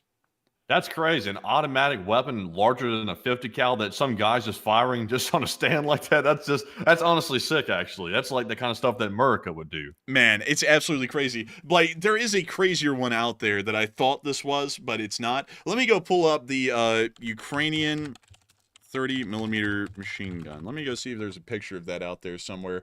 Because there was a guy who did make a 30mm machine gun, and it was a wild thing. It was made out of a BMP main gun, and it was insane, and I wish I could find it. But I cannot find this thing for the life of me here. It was sick, though, and they actually did use it for a good bit. I think it still might be in service now, but I can't find squad on it. So, sadly, we'll just keep watching this clip, but this thing was impressive. Готовый! Давай! Пострел! God, that is insane. Попадание! That pressure wave off the side is like blowing the Давай, mic out. пилюля! Yeah. Готовый! Давай, ебашь! Пострел! Oh my God, I would love to see that in person. Yeah, I like to shoot that thing in person. Сука, вам легко говорить? Do you think you can wield this? Like, do you think they can wield it Давай, one-handed? едут. Firing from, like, the hip? Yeah. Absolutely not. This thing is like maybe like 60, 70 pounds. Like, dude, you would be hard. You probably would need a 2-man crew to pick this thing up and carry it around. Oh, it's so cool Oh though. man, that's nasty. Есть! Не, выше. Yes. Look, he can barely move it forward. That thing must be heavy as hell. Yeah, it's probably like 70 pounds. Готовый! Огонь! Пострел!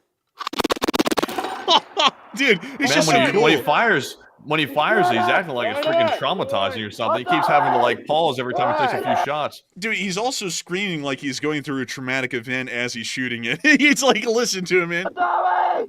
Пострел! He's having to get himself psyched up to do that. Must be bruising the shoulder or something. Dude, this is more traumatic for the Russians than it is for him. And it already seems traumatic for him just to shoot it. Imagine what it's like for the Russians on the other end. That's crazy, honestly. It's that's such a weapon there. It gets both sides of the parties when they're firing it. Dude, you know, usually people would be like, man, I was hiding behind a wall and the rounds just kept coming in, whipping over my head and snapping around me. It was terrifying. This guy, man, he comes out of the war and he gets a flashbang and they're like, what's wrong? He's like, man, the shoulder of the machine gun was on my shoulder. I was so scared to fire it. It was going to dislocate my shoulder. I can't do it. Like, it's like, dude, it's like this guy has a trauma that no one will ever be able to relate to. They're gonna be like, wait a minute, you got scared from firing a machine gun? He's gonna, you don't even know what it was. He was gonna be, it was a 70-pound Dishka that was turned into an actual infantry machine gun. So why do we have PTSD, Bliat? Because it's not because of the Russians shooting at me, Bliat. It's because of my weapon. It beat the shit out of me. Man, it dislocated my shoulder with every shot. The first shot would dislocate the shoulder. Second shot would relocate it, and so on and so forth. But he's pushing it back up again. Oh. Uh-oh, psyched out. He psyched himself out. Whatever's down range, it's finished.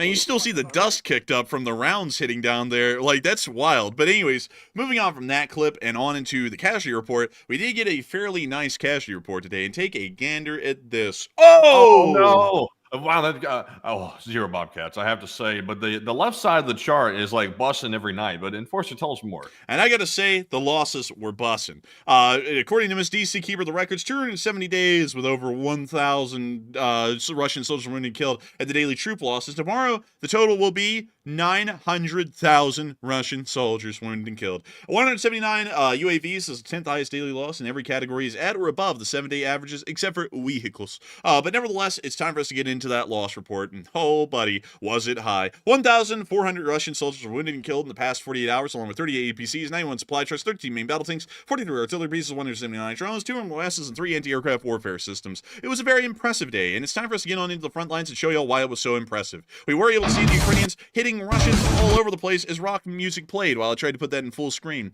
And just look at them go, getting slammed all over the place. The drones are effective, and the Russians are less effective because of it. Giving the Russians the old-fashioned slammy. My name is Schlammy. Why did they call you Schlammy? Well, because they be slamming them bombs down into those bunkers. Like, it's like, man, they get them good. Wow! And that's the end of that clip, but very impressive to see. Moving on from that and on to our next clip a little bit further on down the lines, and into Touretsk. We actually got a lot of video out of Touretsk today. Have you been checked for Touretsk or something? Huh? You know, that thing. But moving on into the actual clips in Touretsk, we did get to see this Russian group being taken out by the Ukrainian police. That's the sound of the police. They're coming in with tactical body armor, rifles, and these don't look like police. I think they're lying. The Ukrainian police got a call from a concerned citizen within the town of Touretsk telling them that there was Russians on their block, and I quote, "they causing racket and hell like around here on God for real." And so the police came in and decided to start making sure that the disturbances were dealt with explosives. And we could see them dealing with them rather quickly. On the next episode of Ukrainian Cops, the Ukrainian police level an entire city block. You know, it's like, wow, it's like, this is never before seen footage here. But moving on from that and on into the next clip, we also got to see the Ukrainian soldiers of the Rifle Regiment of the Special Police Forces Corps. Once again, it's the police. They're throwing landmines into the buildings. The police again. Cops.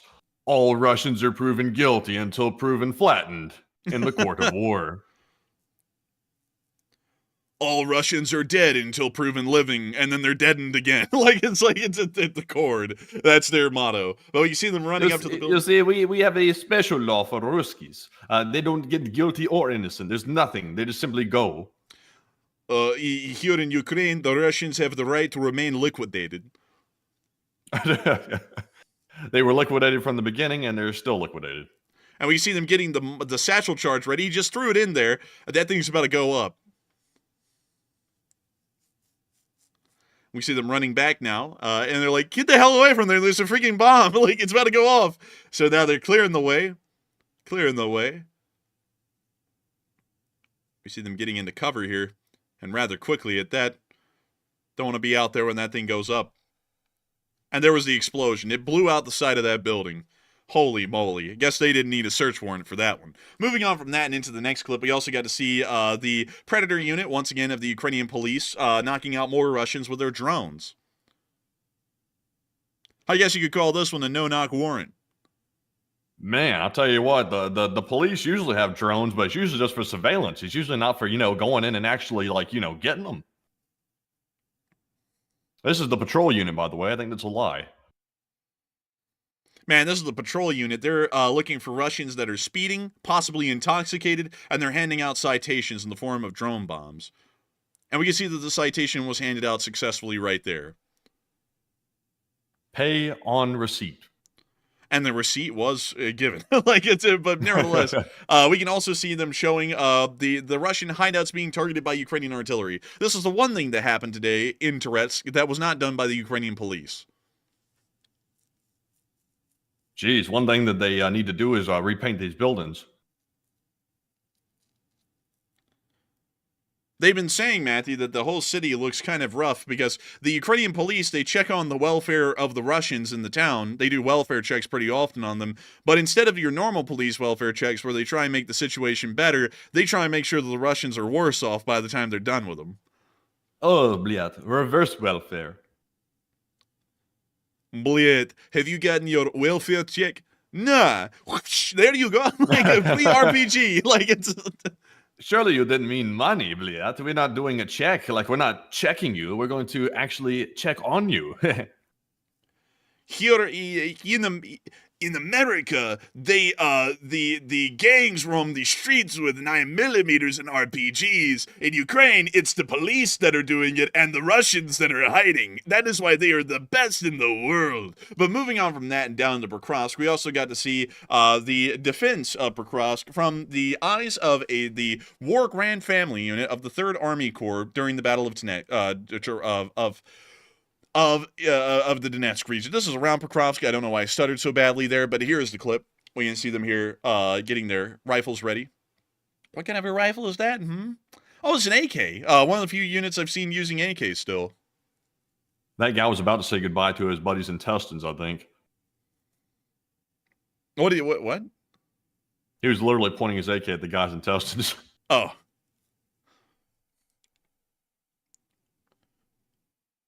Someone in the chat, Rogue Knight said, "Oh my God, stop!" No, it's a simple no for you. But we could see. Are you trying to stop the Ukrainian police?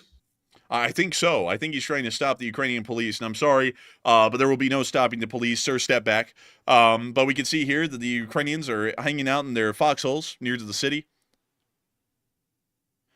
We can see also, them. Someone said, Mouse Fitzgerald said, "Do you like sauerkraut?" Oh, yes, I do. Yes. I like bratwurst, too. It goes best on bratwurst or a nice pastrami sandwich. I like things that are bitter, like cold brew without any like sweetener. I've actually gotten accustomed to the taste. It's not bad. Sauerkraut's pretty good. Well, sauerkraut's sour. It's not bitter. Well, it's kind of bitter, kind of sour. You know, like I like those flavors. I like that flavor palette. It's one that's underappreciated here in America. You know, like bitters and sours, that kind of a thing. Maybe so. Maybe so. Someone said brats are the worst. Ah, that's a good one. We see them riding along in their pickup. And that's the end of that clip. But moving on from that, we also got to see the Ukrainians destroying a Russian supply route today with some bombs. They dropped bombs on the Russians. They dropped bombs on the Russians. And not only that, airplanes roam the skies.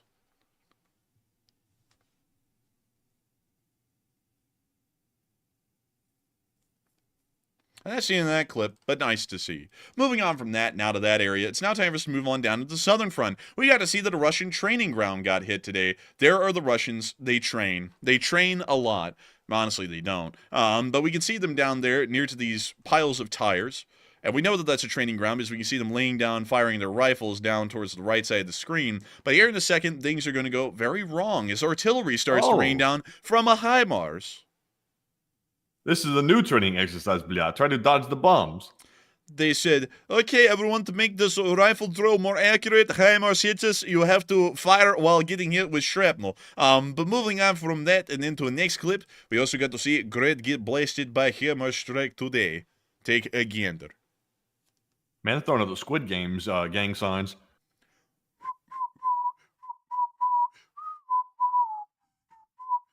Did it come through? Did it come through on the microphone? No, it didn't come through on my end. It was just silent. Dagnabbit, dude. I was whistling like the little Squid Games theme. Oh, you're up there in your own little corner saying that. I can't even hear it. Man, that's so sad. But there went the Grad. It went into its hidey hole. And the Ukrainians are about to knock it out of its hidey hole. There we go. And they just impacted it with the HIMARS rocket. And it looks like the Grad is cooking off. Like it is cooking off fast. Oh, a third one. Will we get a fourth one? Will we get a fourth one? We had 3 so far. Looks like third time was the charm. Also, everybody's saying they heard it, so I was the only one that didn't get to hear it. I didn't get to hear the whistling of the squid. Man, you didn't hear the whistling of the squid. Discord didn't like it, but OBS did. Moving on from that and into the next clip, we also got to hear of apparently a mutiny that's going to be happening in the 503rd Regiment. We're the 503rd Regiment, if necessary. Yes? We want to go home to our families for at least 2 effing weeks at our place, our management. Every month. Ignores us every month with vacations. We don't go. The last time we went was in March. Last year. Okay, I was about to say it wasn't that bad, and then you said last year, and I was like, okay, well, that's fair. I think we're all being effed over here. Oh, man, did someone say something? Like They said we're about to. Okay, bro. We're about to pull up? How? And that way we're all here as livestock and effed. We're about to effing turn the machine guns on our superiors. Oh. Shoot them dead and shove them home. Let them F all they want. Aw, man, Damn. did someone call? Not now. But he's moving on from that. Sounds like there might be a mutiny in the 503rd here before long. But moving on from that and into Odessa, we did get some unfortunate news, as Odessa was attacked heavily overnight, and there were a decent amount of Russian impacts that did end up hitting the city. We do not have any assessments on civilian casualties at this point, but it does appear that it was a fairly significant hit nonetheless. But moving on from that and out of Odessa, it is time for us to go up to Kyiv, and it's time for me to announce to all of y'all that on the president's website, there was no speech, so I'm going to really take a quick check on YouTube to make sure that that is true. And if it is true, we're going to be moving on into the question segment immediately. If it's not true, y'all are going to be getting to watch the speech. And it appears that there was a speech. Oh, speech. I do like speech. Доброго дня. We have a real speech, a long-lasting speech, and it is this one from Zelensky. And it appears that he was in Norway, and we have a great real speech, and we will be making sure to get you to the speech, so that way you can hear all about it, and all the wonderful speech. And so, without further ado, here is the speech from President Volodymyr Zelensky. Speech! У власну українську базу виробництва. Отже, пане президенте, це партнерство, на якому ми працюємо кожен день. Ви можете розраховувати на цю підтримку. Це право суверенної країни боротися проти агресії. Ви маєте нашу повну підтримку у цій боротьбі. І ще раз, ви поміж друзів, і я дуже радий бачити вас тут. Дякую. Дякую. Thank you so much. Дякую дуже. Вас, і я роблю це з великою вдячністю до вашої країни, до людей, до вас особисто. Шановний пане прем'єр-міністре, шановні присутні, шановні журналісти, дорога Норвегія, дякую за цю підтримку, за нашу спільну роботу, за нашу сьогоднішню зустріч. І дуже тепла, і вона дуже предметна зустріч, дуже корисна. Норвегія протягом 3 років цієї війни абсолютно принципово, ми цього не забуваємо і не забудемо, абсолютно принципово на стороні справедливості, здорового глузду, на стороні захисту життя. Ви одразу зрозуміли, що відбувається. Ми про це багато разів говорили, що дійсно несе і принесла ця війна, принесла Росія нам, наші домівки. І тому ми можемо вам подякувати за дуже значну підтримку, фінансову підтримку. Це допомогло, сильно нам допомогло нашій стійкості. Особливо я вдячний за енергетичну підтримку. Я звертався до вас, пане прем'єр-міністре, і ми дуже дякуємо за те, що Норвегія нас підтримала в цьому, допомогло нам пройти зими цієї війни, які були одні з найскладніших викликів. Такі зими, коли Росія зробила своєю мішенню нашу енергосистему. Але українці вистояли, ми змогли забезпечити базові потреби для наших людей, ми змогли зберегти незалежність. І зараз разом з усіма в Європі ми працюємо над відновленням миру, гарантуванням безпеки, яка так нам потрібна. Я сподіваюся, роль Норвегії в цьому і надалі буде відчутною в цій нашій роботі з усіма партнерами. Щодо дипломатії зараз та щодо майбутніх гарантій безпеки, Європа, Америка, всі наші партнери у світі мають працювати разом. Я сподіваюся, що Норвегія буде частиною зусиль для гарантування безпеки. І хочу зараз відзначити нещодавнє ваше рішення Норвегії збільшити в цьому році підтримку України до майже на сьогодні це 8 мільярдів доларів США. Це дійсно додає нам довгострокової впевненості. Це дуже сильний, дуже серйозний внесок. Особливо важливо це саме в такий момент, коли стала значно активніша дипломатія заради завершення цієї війни.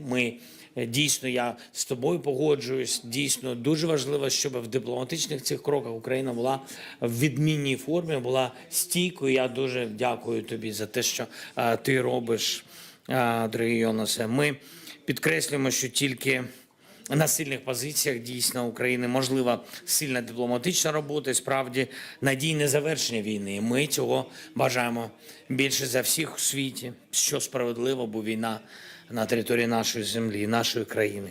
Потрібне продовження тиску на Росію заради того, щоб Путін перестав маніпулювати, пішов на конкретні кроки, які хоче весь світ.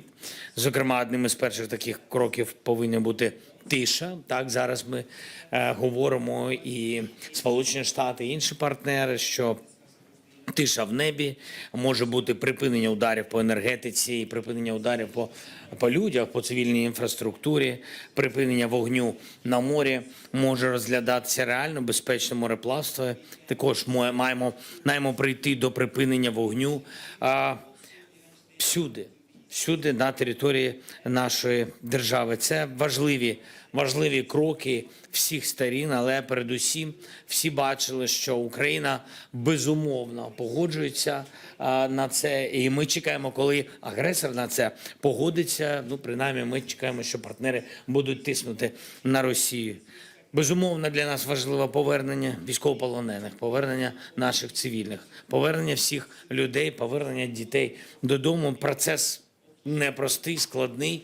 Щоденно ми боремося, щоб був результат. Вчора був дійсно такий, знаєте, момент щастя. Більше 190 людей повернулось додому, і 197, і це такі моменти, такі моторошні моменти війни, і вони завжди йдуть поруч. Моменти трагедії, моменти щастя, коли рідні, близькі зустрічали своїх рідних вдома. Це важливі кроки дипломатії, і ми дуже розраховуємо на дипломатію, яка буде тиснути на Росію. Ми говорили сьогодні з прем'єр-міністром про конкретні шляхи зміцнення наших захисних можливостей. Ми вже вдячні за НАСАМС, як я говорив. Вони не підводили наших людей, захищали від ракетних ударів Росії. Для нас це важливо продовжувати, розраховувати на виробництво, на інвестиції в оборонне виробництво, спільні наші виробництва, які ми можемо створювати, які ми можемо і повинні розвивати. Я впевнений, що Європі зараз потрібна нова хвиля такого промислового, технологічного розвитку, щоб континент мав все необхідне для захисту. А Європа була більш незалежною, більш сильною в такій глобальній сьогоднішній конкуренції, щоб європейці мали хороші сучасні робочі місця. І також ми з вами маємо приділити більше спільної уваги розвитку і захисту інфраструктури. Ми через свій досвід говоримо про це, підкреслюємо, що це дуже важливо. Кожен бачить, скільки небезпеки зараз є для підводної інфраструктури в європейських морях через ворожу активність. Також кожен бачить, як змінюються виклики через розвиток дронів. І це нові виклики, абсолютно нові технологічні виклики, на які кожній країні потрібна своя, на наш погляд, мати свою відповідь. Також більше роботи з іншими в Європі заради безпеки. Україна готова підключатись до відповідних зусиль. І також я запрошую, і ми працюємо з Норвегією в рамках існуючих безпекових коаліцій. І дуже радий, що у нас є таке партнерство розвитку коаліцій і ППО, і інших технологічних коаліцій. Ми можемо також значно більше зробити разом у виробництві різних типів дронів, яке зараз в Україні швидке, воно більш дешеве, і воно ефективно. На практиці ми це бачимо. І я думаю, що ми найефективніші сьогодні, найшвидші в Європі, або одні з них. Тим не менш, я впевнений, що разом з Норвегією ми дамо значно більше безпеки нашим народам і майбутньому Європі. Дякую ще раз за всеосяжну допомогу в Норвегії. Дуже приємно бути у вас в гостях. Дякую вам. Слава Україні! And Herom Slava. Slava. And with that, that is the end of the speech from President Volodymyr Zelensky here on day 1121 of the news from around the world. And I've got to say, holy moly, folks, what a news segment it has been. We have had 60,000 people watch this stream over the course of 2 hours. 2 hours, I tell you. And we have had a peak viewership tonight of 11.7 thousand people. Oh, man, they're really cooked. Beyond that, I got to give a massive shout out and a huge amount of appreciation to all of y'all who have been watching the stream tonight. I hope y'all have enjoyed it so far, and I hope y'all enjoyed our analysis and news coverage for the day. If you have enjoyed, please hit that subscribe button. We are very close to hitting 340,000 subscribers. Wouldn't that be crazy if we hit 340,000 subscribers? I mean, we would be on the next level. We would be only 60,000 subscribers away from 400,000 subscribers. Wouldn't that be crazy? Wouldn't that be crazy? One can only dream. One can only wish. But still, hopefully we'll be able to hit it tonight. And if y'all hit that subscribe button, we'll be hitting it pretty hard. We'll be hitting it about as hard as the Ukrainian police hit those Russians in Touretsk. And that's pretty freaking hard if you ask me. But beyond that, it is time for us to move on into the question segment. But before we do, I want to tell y'all something. I've just seen. Well, hold up, dude. Hold up, Matthew. No, I don't even address that one yet. I got to get to it because we got to have a clowning. That was a really good one. So really quickly, yo, I got back. I had some raisins, by the way. That was my snack during the speech. But I got back, and as soon as I sat down, there was this guy in the chat called Donnell Corbett. Just want to make sure that we put out the name so that way everyone knows who it was. But he said, so did they bomb a nuclear plant in Russia? Because what's the new? Because that's what the news is saying. That's grounds for World War III. I'm serious. And I was like, why would he add serious to it? So I responded to him in the live chat. I said, you serious? Are you going to do something about it? Like, are you going to get up and like go and fight Ukraine yourself, like single-handedly? So just a second ago, Matthew responded to him. The guy put a response finally in the chat to a joke. It was a joke question to him. Are you going to do something about it? Watch your mouth. So I don't know what's wrong with this guy. Whoa, easy, buddy. We got a little tough guy around here. We got a little tough guy around here in the chat. Look at him. He can sit there and run his mouth over the internet. Man, he's so serious. Dude, I was just kidding. With my question because it's serious. Man, for real though. It's just a prank, bro. It's just a prank. Oh man. Honestly, what's he gonna do? Throw some ones and zeros at us or something? I don't, bro. It's the internet. What are you gonna do? Like hack us or something? I don't know. But it's so serious. It's so serious you couldn't even add the apostrophe s to it to make it because it's serious. It's just because it's serious. We got a tough guy here. we got a little tough guy around here, fellas. We got a little tough guy around here. Somebody hold him back. Hold him back. Oh man, I'm telling you, I got back. no respect around here. Oh man, I try and cover the news, and some tough guy comes here and throws a punch at me through my computer screen. Oh man, it came out the other end and hit me right on the cheek. Oh man, I'm telling you, oh man, it's terrible. Oh man, real terrible. But. Yeah, buddy, that didn't happen. I don't know why you're getting so worked up, but that didn't happen. So, you know, your tough guy shtick is funny though. I will say that. But no one hit a nuclear power plant anywhere today. So I don't know where you got that from. But anyways. It is time for us to move on into the rest of the news that we have tonight. Before this guy beats my ass.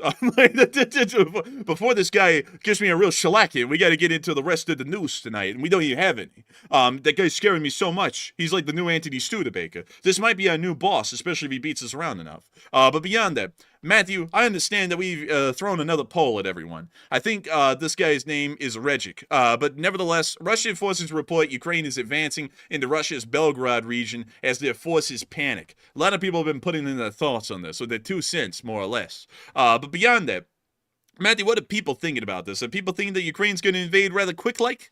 Are they thinking that Ukraine's going to be kind of a little bit slow about this whole thing? Or maybe that it'll be a 50-50 success, or maybe they just don't know. What are people thinking about it, Matthew? What are you thinking about it as well? So let me pick my words carefully because that dude might come in and whoop my ass if I'm not careful. So let me be careful here. Let's see. 52% said on this poll that Ukraine is going to invade very quickly into Belgorod, while 20% said this could be a 50-50 success for Ukraine, and another 20% said Ukraine's going to make slow progress into Russian territory in the Belgorod direction. And honestly, this is quite a switch up. It looks like that after Ukraine withdrew from Kursk and withdrew from Sudza, that they are now just going to go a little bit farther down the border and start invading in Belgorod and repeat it all over again, like rinse and repeat, like the old cycle says. It looks like they're doing it again, which is honestly something I was not expecting. So I guess they're going to invade quickly. It looks like they're making progress, and the Russians are panicking on their Telegram back channels, which indicates they weren't expecting it either. So this one caught everybody off guard. But I'm actually with the 52%. But Enforcer, what say you? I'd have to say that I'm actually going to have to be with the 20% that said it could be a 50-50 chance, because this little offensive has been going on for 2 days. And the Ukrainian progress in Kursk was a lot quicker than this. By about the first 24-hour period, they had already captured all of Sudza and were moving towards Korenivo, up the road towards Kromsky-Byky, and then on up towards Bolshoi-Soldatskoye. So this one is going a little bit slower, so it might be a 50-50 chance. Maybe it was a probing attack, and they're now going to exploit the opening that they have, or maybe it was never meant to be an incredibly large one. I'm not really sure on that yet, so I'm going to wait a little bit and withhold my own opinion on that, because it might be a little offensive. Man, kind of like Donnell Corbett, might be a little offensive, maybe. But nevertheless, you're really testing my patience right now. Don't hurt me. You better we're gonna hurt him. It's just like, man, Donnell Corbett, he's about to show up with some chains and baseball bats and run this show with an iron fist. But anyways, what, you think you're the punk of the day or something? You're trying to make my day. I don't know, man. I got this bouquet for you. Is that making your day? Hold up now. Aw, man. Oh, go give it to him. Yeah, there you go. Aw, man, that's so kind. I'm gonna make a hit piece. Like, that's it. Oh man, I'm gonna go get some Ukrainian refugees and act like a real big player. Aw, man. But anyways, with that, it is time for us to get on into them questions. And also, by the way, I hope that we see now that we've come up with a new rapper name, a little offensive. I hope that we see a rapper come out, man, like that goes big, and his name is a little offensive. I'd like to see that. A little offensive. Man, I might have to use that when going to the rap industry. Aw, man. Like, dude, you just make like the goofiest rap songs, like you rap about like ramen or something like that, and it Man, goes I'm big. tiptoeing in my Jordans. Oh man, but anyways, with that, we are on to the next one. But anyways, jumping into our first super chat, the last segment right here, this one is going to go to none other than Old Warrior. Old Warrior put in 2 very generous $50 donations. And thank you very much, Old Warrior, for always supporting the channel and literally being an Old Warrior of the channel. And his first one, he said, I read earlier today that they had just gotten a fresh delivery of missiles. If you're talking about at the Engels Airbase, they did. I think in Lucian 76 dropped off some fresh KH-101 missiles, if I remember correctly. So that may have been somewhere on the actual tarmac itself to get hit and explode, possibly.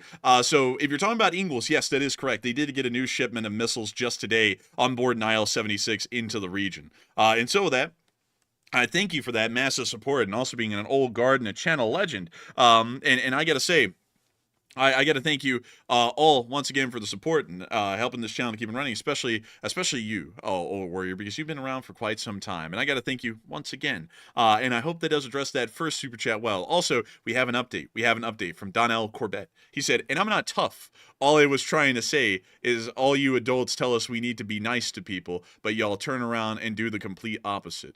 That's lame. An adult, bro. I'm just a adult. kid. Bro, I'm just a child. I'm only a spry 23, my good man. I'm not gonna pull out the child card. Like I'm only a boy. I'm just a boy. You wouldn't beat up on a child, would you? You wouldn't beat up on you wouldn't beat up on a young innocent 23-year-old, would you? Like, it's like, would you? But I mean, honestly, man, like you were coming in tough. Like, I don't think that anyone could read it any other way. Because I was kidding with you. I think you sit there and say, "Watch your mouth." I mean, that's a tough guy kind of a thing right there. Like, I'm gonna have to do you like I was done one time going through a McDonald's drive-thru. That's a nice shirt right there. I'd be ashamed if something happened to it. But What the hell? You talking about the guy at McDonald's? Like, dude, he's cool though. He's pretty cool. I like him. But anyways, with that, we are on to the next one. all right. So our next one here goes to Old Warrior once again, who puts in the 50. And thank you very much, Old Warrior, for that support. He said, Li, let's see. Hopefully I can say the names right. Li Ka-shing, Hong Kong oligarch, sold 45 ports, 2 in Panama, without Xi's permission and has been blocked from travel. Oh, I didn't see that one coming. That was a definite right there. Oh no, he's going the way of the Temu guy. Wait a minute, no, it wasn't the Temu guy. Alibaba. Yeah, Alibaba. He's about to end up like Abu Hassan and his 40 thieves. He's going to be You doing mean bad. Jack Ma?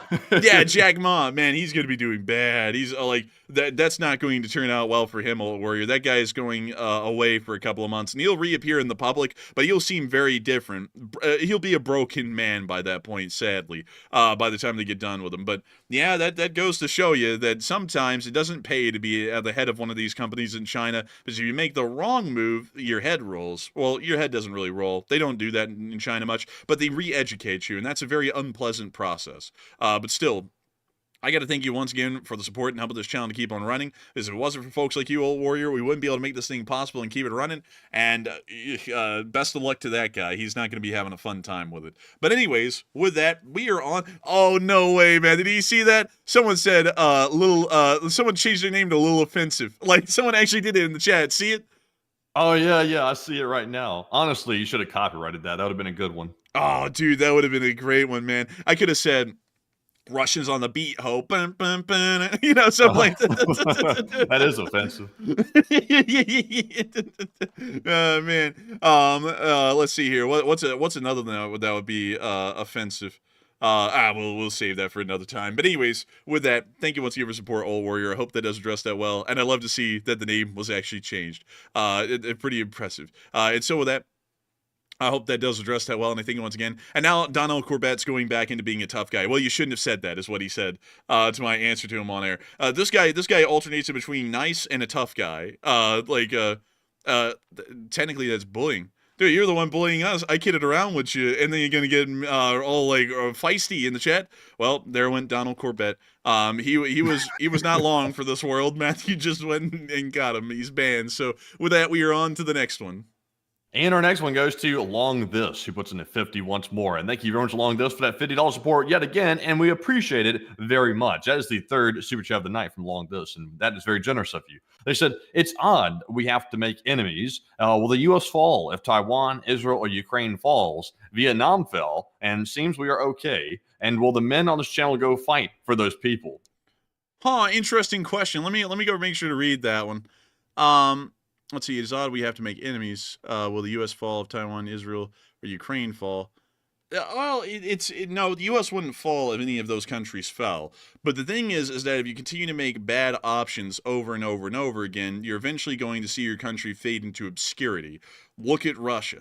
Russia was once the Russian Empire. And the Russian Empire had a bit of prominence, at least in the late 1700s and through the 1800s, but through a lot of mismanagement and poor decisions and judgment towards the latter end of the 19th century and the beginning of the 20th century, the Russian czars saw that a revolution began inside of their country and they all got killed. And then the Soviet Union came into being as a result of that in the wake of the death of the czars because of their mismanagement of their country and the general decline of the Russian Empire. Then the Soviet Union, over the next 80 years, would go through a serious phase of mismanagement, sometimes better management, most times worse, until they eventually collapsed and then the Russian Federation was formed. Countries can rise and countries are always destined to fail. Once one's created, there is a timer on top of its head where it will eventually implode and that nation will cease to exist. But you can make a lot of great actions and great decisions in the meantime that will prolong the life of your country and prolong its general existence. If Ukraine fell, the United States is not going to fall. If Taiwan fell to the Chinese, the United States is not going to fall. If Israel falls, the United States is not going to fall. But if we allow for one of these groups to falter, then we could start to see that our standing in the world begins to be jeopardized and we could start the long process of decline. Every single country goes through it once bad decisions start to be made. And once there's a lot of favoritism or bias, like for example, one president really likes Israel but really doesn't like Ukraine, and another president likes Israel but doesn't really like Ukraine, it doesn't really matter what their personal bias is. All of them should be supported equally well, because if we continue to make the right decisions and the right moves, the United States only stands to prosper and succeed from it. If we make the wrong moves, the United States only stands to have not so great repercussions coming from those things economically and strategically.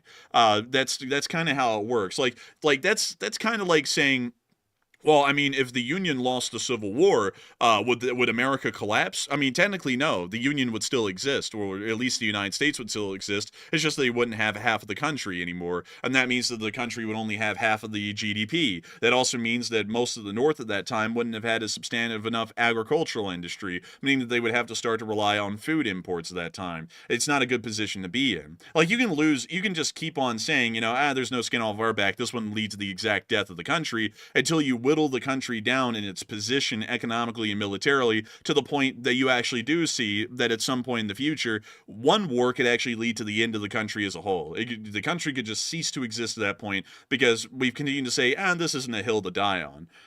And that's kind of where it comes down to it. Also, another thing is that as every citizen in the United States has to,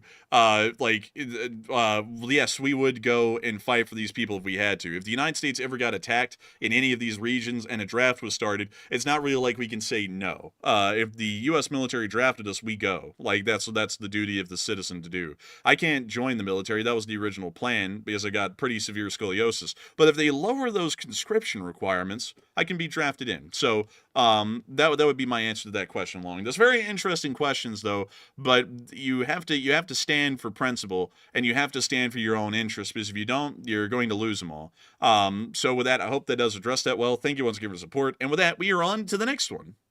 All right, and we do have a breaking news update right now out of the UK, because right now we had heard, and I don't think we covered this on the stream today, but there was a substation that had caught fire, somehow mysteriously caught fire outside of London in nearby Hayes. And apparently it was a large fire, and it actually caused the substation to go out and caused a massive power outage. And now we've just gotten word that London's Heathrow Airport, which is one of the busiest airports in the world, says it will be closed all day, which is unprecedented due to the massive power outage. And right now people are asking the question, how did that facility catch on fire in a catastrophic way like that? And once again, I'm not saying we have any definitive proof right now, but Russia is known for conducting hybrid warfare just like this on electrical infrastructure. So people were wondering, is this connected to some type of Russian sabotage? Right now, we don't know that at all, but it sounds like they have, or somebody has done something here to cause a massive power outage that's going to affect Heathrow, which is crazy.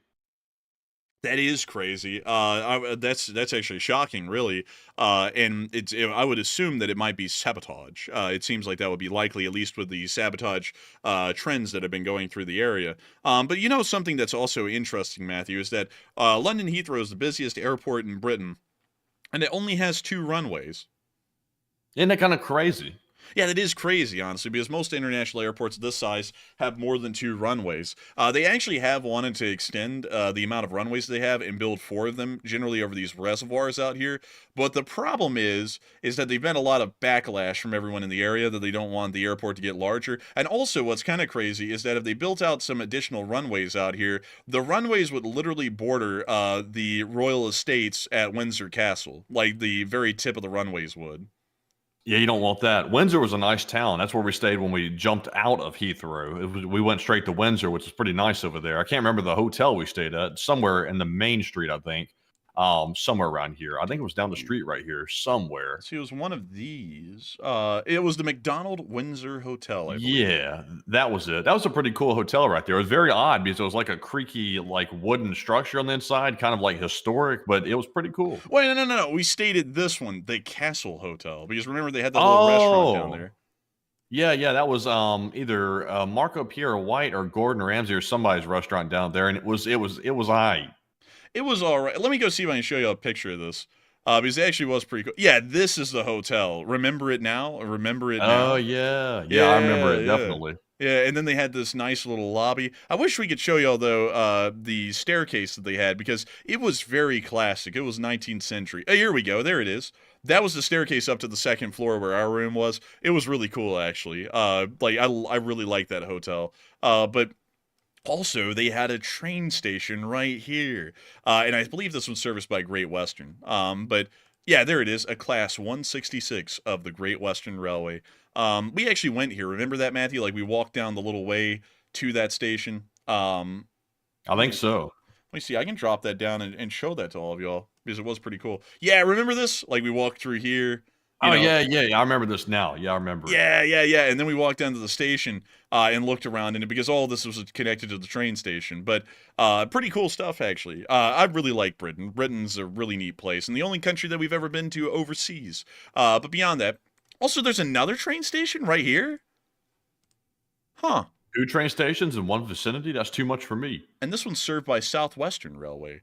Not Southwestern Airlines. That's a totally different business entity. But that's interesting. Same paint scheme, though. Same paint scheme. But anyways, on that, it is time for us to move on into the next one. But I hope that it addressed that well along this. And thank you once again for support and helping this channel to keep on running. And with that, we are on to the next one.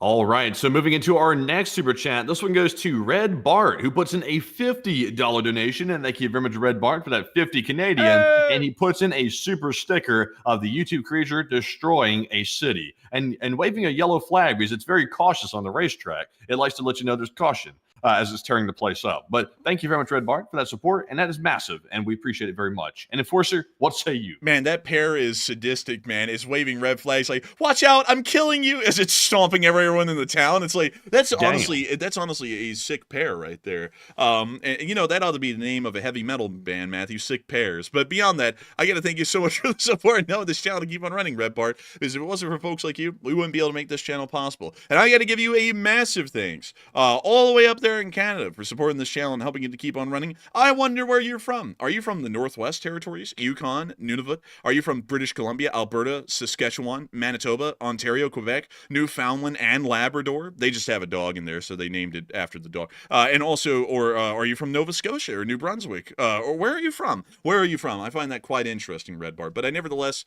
thank you greatly for the support and helping this channel to keep on running. And if I had to take a stab at it, you're probably from Ontario or Quebec, because in this little sliver of land down here, that's pretty much where everyone in Canada lives. So thank you so much once again. I hope that has addressed that well. And with that, we are on to the next one. And thank you once again.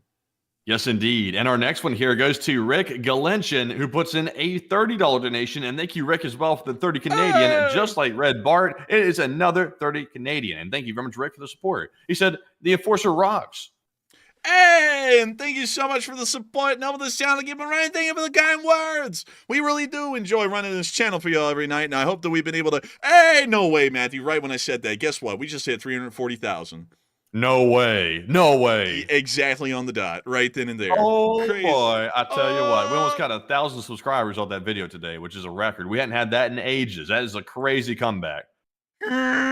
Man, Hot Dog Man is going to be seething over that one. Hit pieces are coming. Man, I can't take it. You know, Hot Dog Man's losing subs right now. He just lost another hundo today because his channel sucks. But, you know, I'm glad people like our channel and are subscribing to it because we're very grateful for that. It's totally up to the audience whether they like the channel or not, and apparently people like it. So I'm glad to see it. But apparently people don't like the Hot Dog Man's channel. I have no idea why. Oh, man, I'm telling you. but anyways, I do thank you so much for the support and the kind words, because folks like you do help to make this channel possible and keep it running. And we love to know that y'all love the Enforcer channel, because we love to have all of y'all here. And so with that, thank you so much once again. Hope that has addressed that incredibly well. And with that, it is time for us to move on into the next one. All right, and our next one is going to go to Margaret Hemsley, who puts in a 31 Australian monies. And thank you very much, Margaret, for that 31 Australian. She said, live chat question and the praying symbol. Live chat question. Al dentes. Like, it's like, you know, you start speaking in Latin. But beyond that, we will make sure to get a live chat question in your honor, Margaret Hemsley. And I got to thank you so much for the support and helping this channel to keep on running. Because you are one of our Western Australian viewers, a member of the Lee Spring Army, all the way from Western Australia. Very interesting place it is, indeed. And of course, we will make sure to get a live chat question in your honor. And so, what do we got, Matthew? All right, and the live chat question goes to Eric Horner, LSA, who said, who do you think is the bigger threat to America? Is it Russia or is it Iran? It's, out of the two, it really is Russia. But out of everyone in the world, it would be China. Because Iran kind of exists with a decent amount of support from Russia. But both of those countries exist with a considerable amount of support from China. But out of those two, I would say Russia for sure. And I hope that does address that live chat well. And thank you once again, Margaret Hemsley, for supporting this channel and helping you to keep on running and sponsoring that live chat. Because if it wasn't for folks like you, we wouldn't be able to get live chats, and we wouldn't be able to be on air tonight yapping our mouths off, so that way someone could come into this chat in 3 minutes and say, man, they love to hear themselves talk like it isn't a freaking show. but anyways, with that, I hope that does address that well, and we are on to the next one. And the chef has arrived in the chat. Danny B throws in a $40 donation. And thank you very much, Danny, for that $40 support. And we appreciate it very much, of course. I'm glad you made it. Danny said, good evening, Enforcers. Chef Danny here. So I just bought a Ruger 4570 lever action. Very nice, by the way. He said, I don't know much about it. And would you happen to know anything about them? And LSA. Let me go pull up a Ruger 4570. Holy moly, you got the stainless steel, and then the one from Jurassic Park. Honestly, these things are pretty neat. But 4570 though, Danny B, God bless your soul. That's like $2 a round. Like that's not cheap. But it is cool. That's what it is. That's what they look like. Oh wow, that's nice actually. Yeah, they're clean. They're pretty clean. I think this is a Jurassic World gun. I'm not really sure. And that's a Marlin. Pretty much the same thing nearly. But beyond that, these are pretty neat. I think they're cool. But 4570, I just generally don't like 4570 because of how expensive it is. 30-06 is about $1 a shot, just about, maybe a little less. But the last time I checked, 4570 was about $2 to $2.50 a round. So it's not exactly a plinker. You've really got to be like kind of knowing what you're shooting at there, or being ready to spend some massive amounts of dough to shoot these kinds of guns. But 4570 is really cool, especially because of its arc. When it fires, it is pretty much a perfect semicircle. So you pretty much have to, like, you almost have to create like a rainbow arc at long ranges to hit targets with 4570. And it's a somewhat slower round too, a fairly decent bit actually. But I still think that these things are really cool, really neat. But if I got a 4570 gun, I would get one that would be a Shiloh Sharps. If I ever had the chance of getting a Shiloh Sharps, it would be one of these. Because these are like the real long-range shooting guns. They're a single shot rolling block, I think is what they call them. They're really cool, and it really is more so made for longer range shooting, which then could kind of like justify the cost with a little bit. But still, 4570 is a blast. I've only shot 4570 a couple of times, and while it is really expensive, you really do get a good bang for the buck there. 4570 kicks like a mule, and that's kind of what makes it really, really fun. So I can't wait for you to have a good bit of fun with yours. Just make sure to be careful though, because you know you might get your shoulder. Well, actually, this has a pretty big rubber pad on it. You probably wouldn't get your shoulder bruised that badly. But you know, you might bruise your shoulder a little bit from the kick, maybe, because I bruised my shoulder with 30-06, but that's firing it out of a 1903 with a steel butt plate to it. So you know, there's really no like padding there. So you know, you just take the full force of the recoil into your shoulder. But beyond that, I think that this thing would be pretty fun to shoot. Also, one other thing before I move on from this, Danny B. If you, wow, a voice crack right there. Whoa, But if you ever go to I actually don't know the barrel length on this thing, but if you ever go to a range, let me know how far out you can shoot with this thing accurately, because I'd be interested to know, with that kind of a barrel length that's on these lever actions here, how far can you actually reach out with these things in 4570 before they become inaccurate? I would be interested to know. But still, thank you once again for supporting helping this channel to keep on running. I hope that does address that well, and I hope you have a great deal of fun with that as well, Danny B. And so with that, we are on to the next one. All right. Also, by the way, I got some more breaking news as we speak on a different topic. We got some news out of the Middle East right here. So let's take a look. Let's see. There's some weird glowing light, similar to a fire off the coast of southwestern Lebanon, near and around the city of Tyre, and it's very, very bright, and nobody's really sure what it is. We have photos of it on Twitter, and it's extremely bright. I'm not sure what the hell that is. Nobody is right now, so unfortunately, I'm going to take a look and see what you think. Man, it looks like the sun rising on a nice day. I don't know what that thing is, though. It's extremely bright, whatever the hell it is. I don't know what that would be. Honestly, that's a mystery to me right there. But it is interesting. It sure as hell is interesting. The thing is burning quite brightly. But I just have no clue what that thing would be. Maybe aliens. Maybe it's Mark Zuckerberg on a vacation. Who knows? But interesting to say the least. Anyways, Mark Zuckerberg had a glow up, but not quite that bright. Man, honestly, it could be Tesla stocks crashing and burning over the horizon. You just never know.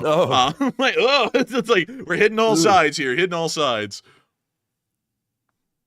Well, anyways, with that, I hope that addressed it. I thought Matthew was going to say something there, but with that, we are on to the next one.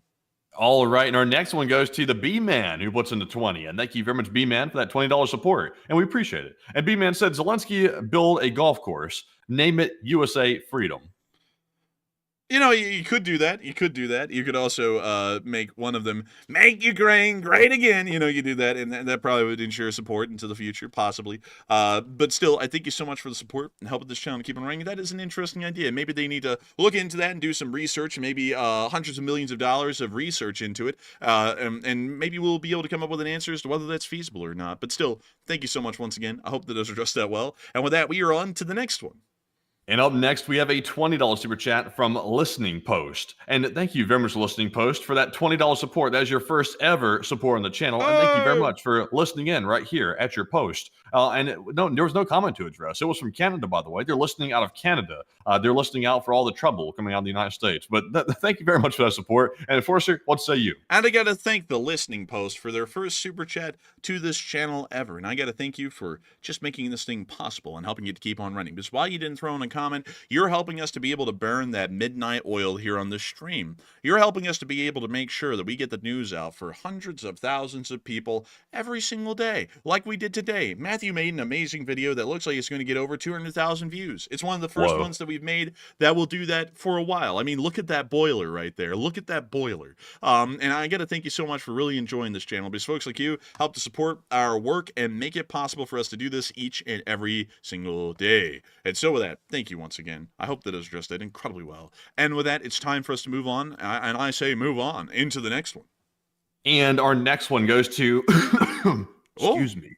Our next one goes to Not Available, who puts in a $20 donation. And thank you very much, Mr. Not Available, for that support, and we appreciate it. I think that's their first ever super chat as well. It's a 20 Canadian, and thank you very much. We're getting a lot of support from Canada, by the way. We appreciate that from the Canadian viewers. And Not Available said, did you guys know that Canada might cancel the F-35 contract and might go for the Gripen? And Saab has recently said that their offer, the Gripen for Canada, is still on the table. And keep up the great work from a concerned Canadian.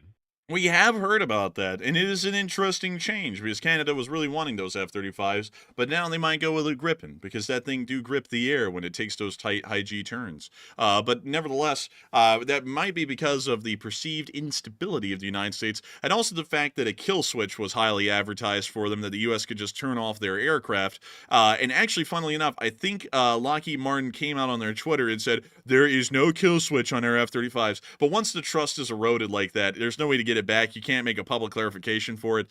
So Canada might get the Gripen. It's not a bad plane. It's just that the F-35 qualitatively is far more capable than a Gripen. But, you know, if you're considering that there may be some trust issues at play, the Gripen might be the better one all around. But beyond that, I do thank you for the support and helping this channel to keep on running, because if it wasn't for folks like you, we wouldn't be able to make this thing possible. And also, thank you for asking such an interesting question there. Not Available, and your first super chat ever. And thank you for enjoying this channel. And with that, we are on to the next one.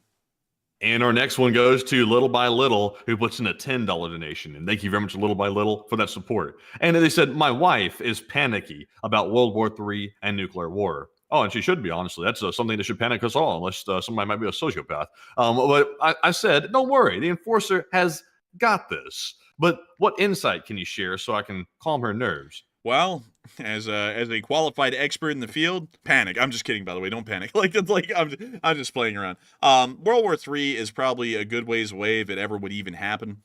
I would hope. It's really hard to say, though, at this point. Like, I don't mean to cause any fear or panic with this or any stress, because if it happens, it happens. You know, there's not really a lot we can do about it. But it's a little bit hard to say, because in some places we're going a little overboard, and in other places we're not really going anywhere. And all of the situations and how we're dealing with them may lead to World War III happening. Although I still think it's a very low chance if it would, because we'll probably see that everyone will want to avoid it at the last minute, and then everyone will talk their way down from it and out of it. Generally, but also, by the way, just because World War III started doesn't mean that automatically there's a nuclear war. And at least that's in my opinion. I think if World War III started, of course, you'd see Russia probably invade some country in Europe. China would probably end up moving on Taiwan, and Iran would launch a massive attack on Israel with their proxy forces. And if they had a nuke, they'd try to use that too. But I don't think a nuclear war globally would start initially. That would still probably be a last resort, even with psychopaths like Putin in charge of his country. That would still probably be a last resort, because everybody's got nukes. Most people have nukes now in these large countries. So if someone starts firing, then everybody's going to start firing. And even the psychopaths know that, and the psychopaths still don't want to get killed in a nuclear hellfire. So they'd probably hold off. And I would have to agree with that. So, and also, once again, to add in my own comments on that, When World War starts, nuclear war does not start immediately, like Matthew's saying. There are escalatory steps that everyone would take, but nuclear weapons would still be a pretty good ways away, even if a world war did break out. And so with that, I hope that does address that well, and I thank you once again for support and helping this channel to keep on running. And I hope that starts to help settle the fears of your wife a little bit, because, you know, stress is not a great thing. But once again, just to put this out there for folks, if anything happens, it just happens. It's really out of our control at this point, and the chances of anything extremely bad happening would still be fairly low, wildly low. So I hope that also helps to settle some fears as well. But still, thank you once again. I hope that does address that well. And with that, we are on to the next one. And our next one goes to Danny B once again, who puts in a 20 this time. And thank you very much, Danny, for the second support of the night, and we appreciate it very much. He says, Chef Danny again, and sorry I haven't been on chat the last couple of nights. I've been working open to close at the restaurant. Damn you, March Madness. Bad time to work at a basketball place this time of year, but I was listening.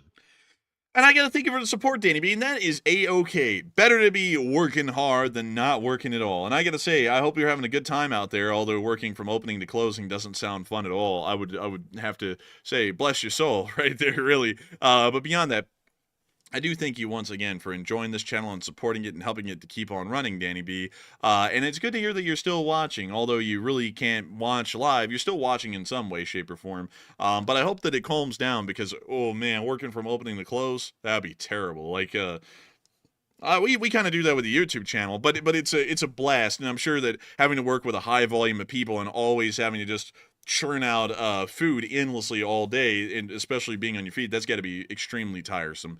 So the best of luck to you. Sounds like you've been doing fairly well so far, and I hope that we've been able to help you pass the hours in some way, shape, or form while you're dealing with the true madness of March. And so with that, a huge thanks to you once again. I hope that does address that well. And with that, we are on to the next one.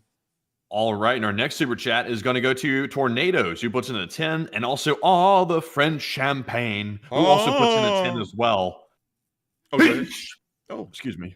That was a sneeze. But thank you, Tornadoes, and all the French champagne for that $10 support, and we appreciate it very much. But Enforcer, what say you? Oh, the French super chatters. They've always been known for their support, and I have to thank you both greatly for your incredible support and helping this channel to keep on running, because if it wasn't for y'all, we wouldn't be able to run this news, and like the best news channels, it is vintage dated. Paul Masson. But beyond that, thank you so much to both of y'all for the support. Y'all didn't throw in comments, but the support means a lot and helps us to keep this channel rolling. And so a huge thanks to y'all once again. And with that, we are on to the next one. All right, and our next one here is going to go to, let's see, Barry Woodward, who puts in a 10. And thank you very much, Barry, for that $10 support. Damn. And Barry said the U.S. is thumbing. Let's see here. The U.S. is getting down on singular ants rather than planting a trap at the source. This can go on forever. Exactly. When you deal with ants, you don't crush the ants, you pour poison on the anthill. It fixes the problem at the source. And that's what we ought to be doing in the Middle East. We ought to be going and dealing with Iran directly. Not their little cronies, the Houthis, the Hamas, the Hezbollah. We need to be dealing with Iran itself. I completely agree with that. I've been saying that for a year and a half, but nevertheless, we just continue. We continue to sit there and let the region devolve into chaos, because we let the actual agent of chaos itself continue to get away unscathed. Wow. Everything is computer, and if it was, we would know that Iran's to blame for it, and we should start dealing with them directly, and hopefully we will. But still, thank you once again for support. I hope that does address that well. And with that, we are on to the next one. And the next one goes to John Asman Azevedo, who puts in a 10. And thank you very much, John, for that support. And I believe that is your first ever support as well, and we appreciate it. And John says, war for Ukraine is a need for Russia to control food. We decided to reduce petroleum dependency, and the breadbasket will offset losses of future oil and gas exports, and humans need air, water, and food. Thank you for the support, but with the Ukraine's supply logistic structure, none of the food they made ever went into Europe. It actually went into the Middle East, Africa, and China. So Russia controlling the food doesn't actually give them a control over Europe. It actually more so gives them a indirect form of control over other regions outside of Europe. But that is a fairly true statement. That probably would give the Russians a bit of soft power over, say, the Middle East or Africa or East Asia. But still, I thank you once again for support and helping this channel to keep on running, because if it wasn't for folks like you, we wouldn't be able to make this thing possible. So a big thanks to you once again. And with that, we are on to the next one. All right, and our next one goes to AMX10 Speedy Bang Bang, who puts in a 10. And thank you very much, AMX10, once again, for that support as well. And we appreciate it. Longtime channel legend. They said, live chat question from the crowd of viewers. And I thank you for the support. It helps this channel to keep running. We will make sure to get a live chat from the crowd of viewers. A crowd of viewers. And Matthew, what do we got? And this one is going to go to Otubes, who says, I heard that the U.S. may not come to Taiwan's defense. And what are your thoughts? It's possible. It's possible, but I have a feeling that we probably will try and come to their defense in a way, I'd hope. Because if we didn't, that'd be pretty stupid. And that really wouldn't be in America's strategic interest in the Western Pacific. But I do thank you for the support and helping this channel to keep on running. And with that, we are on to the next one. And our next super chat is going to go to none other than Wantan888888, who puts in a 10. And thank you very much, Wantan. They said, bro, nuclear plants. I'm serious, dude. Kraft American singles cheese. Everything's computer. Big math for no reason. Offensive. LSA for the funny guy, or funny chat guy. Haha. And Slava Ukraine.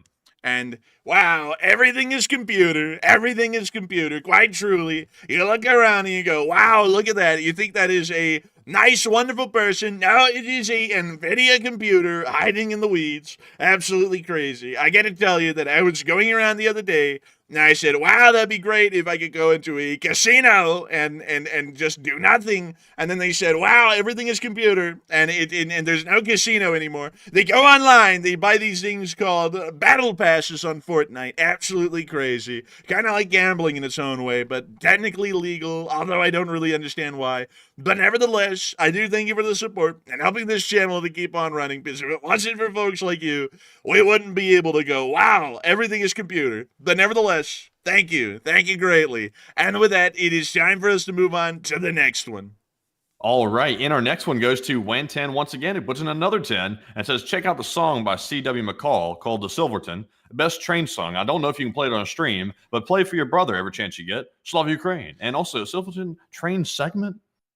And I thank you for the support, and it sounds like we're moving into a train segment. I haven't heard that song. I will pull it up and try and take a gander at it, though, maybe after the stream here. But one thing that I gotta tell you, folks, one thing I gotta tell y'all that I found very interesting today, wildly interesting as a matter of fact, was something that I was like, wow, that is incredibly cool.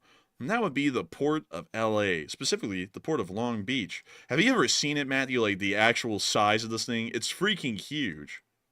I have seen it. I've actually driven around it on GTA 5 a lot. I don't like to go down there, though, because it's usually way too far away from the rest of the map. But I go down there occasionally because they have the mercenaries down there at the port.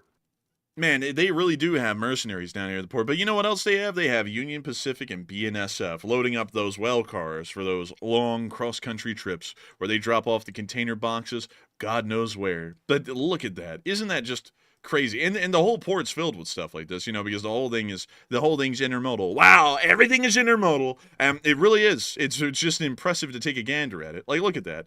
They actually have like a football-shaped layout like you would have as a kid for model trains, just loaded with double-stack well cars. It's really cool. That is pretty cool, honestly. That's actually pretty cool. You won't see Amtrak running through here. Oh, hell no. You wouldn't see them running through. This place is too real for Amtrak. Amtrak's just a bunch of weak little wussies. They only run out of LA Union Station, which is all the way up here. How lame and sad and decrepit. But let's see. Oh, wait, they don't... where are those Amtrak stuff? What the hell? Anyways, let me see here. What the hell? They're not going to show us the Amtraks? Oh, there's a Metrolink baby bullet. But dang, man, they got no Amtraks around here right now, at least. Oh, wait a minute, no. There's an Amtrak, the Surfliner. The Surfliner. Better get used to not seeing them. Huh?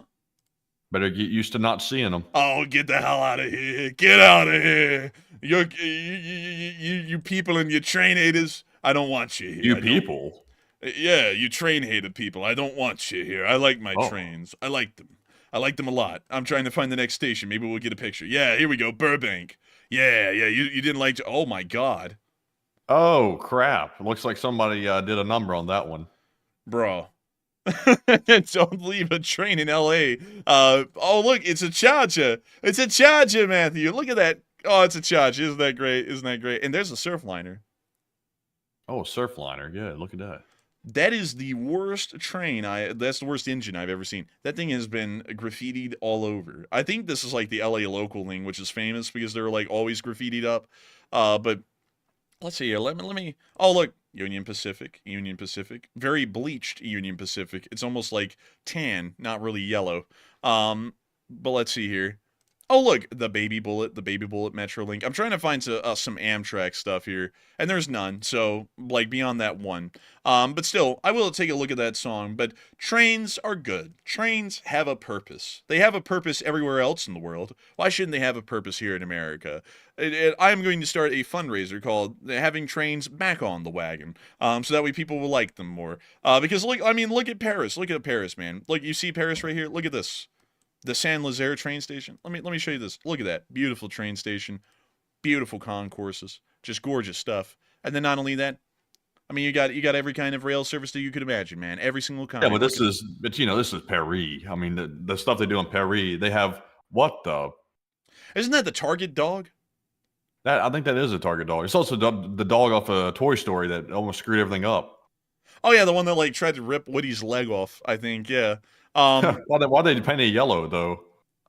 I don't know. I'm not French. I don't have the answers to these deep questions. But wait a minute, hang on. I'm trying to find here really quickly, Matthew. Look, Jack, I'm trying to find.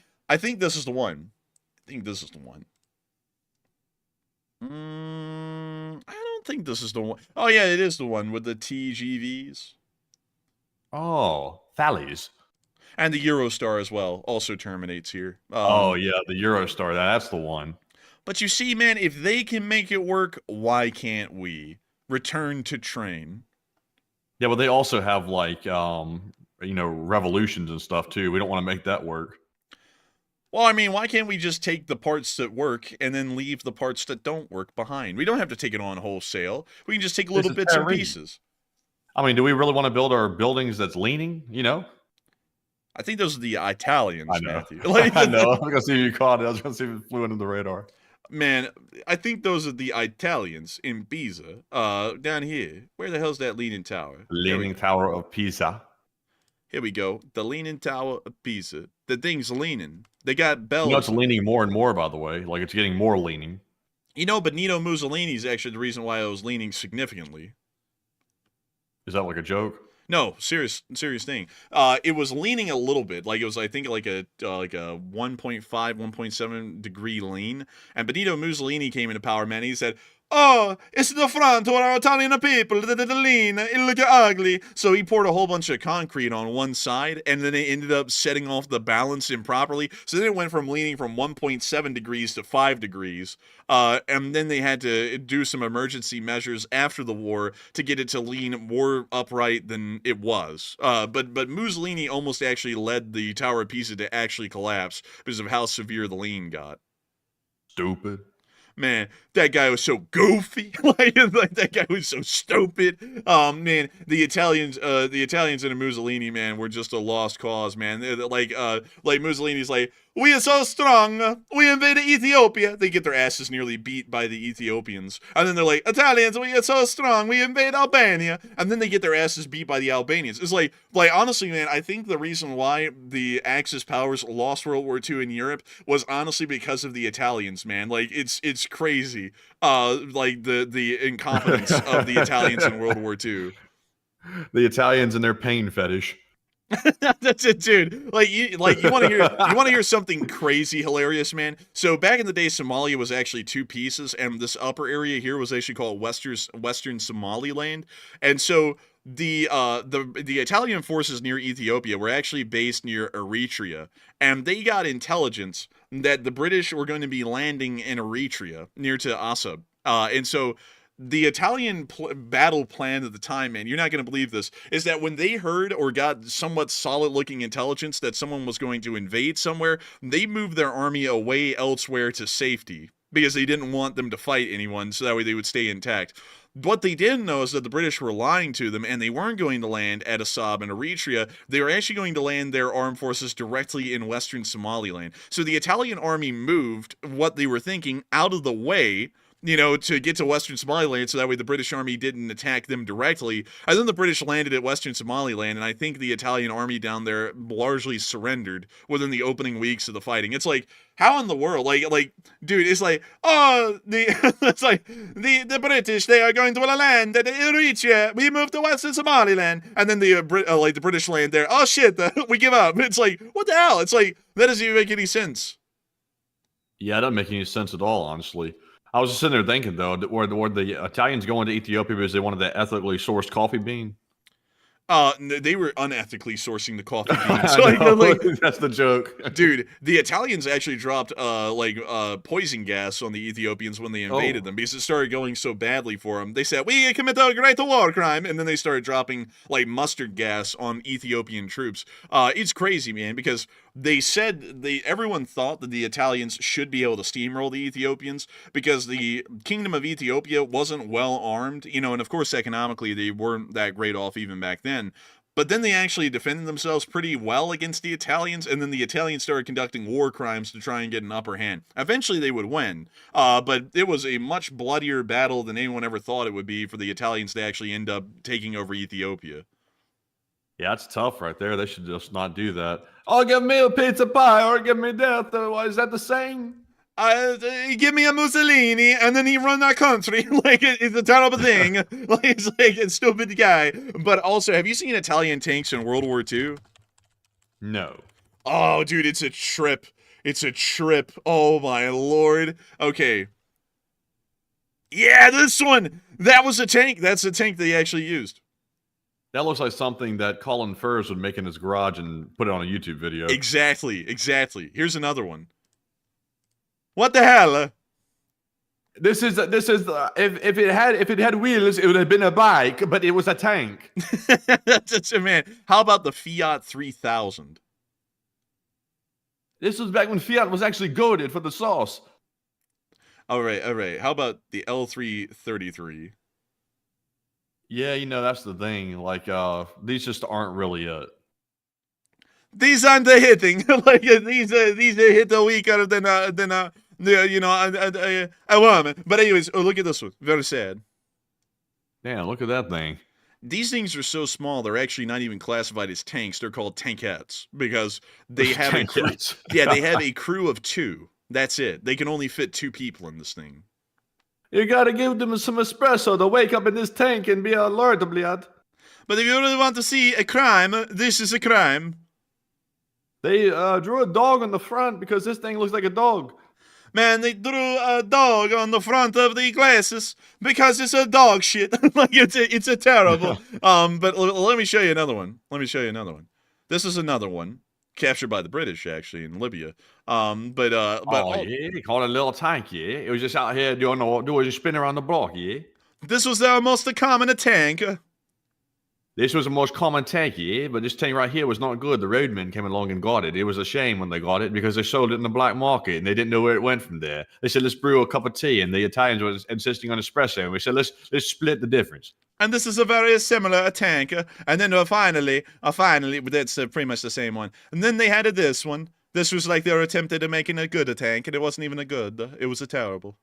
They had a thing for using the sheet of metal and putting the rivets on the side of the tanks. A little bit of a thing for it. Oh, yeah. They said, we are like the trains. We boil it up right to everything. Put a rivet in it. It's like, dude, this is horrendous. So this is what America was actually going up against when we would fight the Italian army. Through the whole war until they flipped sides in late 1943. And then the Italians technically became allied, but then Nazi Germany pretty much took them over and forced them to keep fighting for the Axis. But, an interesting thing there. But beyond that, yeah, Italy in World War II, it wasn't really a shining moment for them. Italy in World War I, though, pretty cool. Italy in World War II, not that much. But anyways, with that, it is time for us to move on to the next one. And our next one goes to Dean London, who puts in a 5. And thank you, Dean, as well for that support. They said, damn, this intro hits hard. Damn, son, where'd you find this? Passion, LSA UK branch. And thank you so much for being a part of the LSA's UK division. And I got to thank you so much for the support and helping this channel to keep on running. And I got to say to you, I thank you for enjoying that intro. I was actually kidding around with Matthew at the start of the show. I was like, man, people really love that. It really makes I think it was like $9,000 worth of investment worthwhile. But honestly, we had to have our own custom intro. And of course, no expense was spared to make sure that intro was good as it could be. And some people have always wondered, why are there no vocals? Well, that would actually make the price double. So we clearly, obviously didn't have the money for that. So it all had to be I could throw some vocals on there for free if you want. Man, I could too. It would sound like grating cheese. Like it would sound terrible. But beyond Solomio.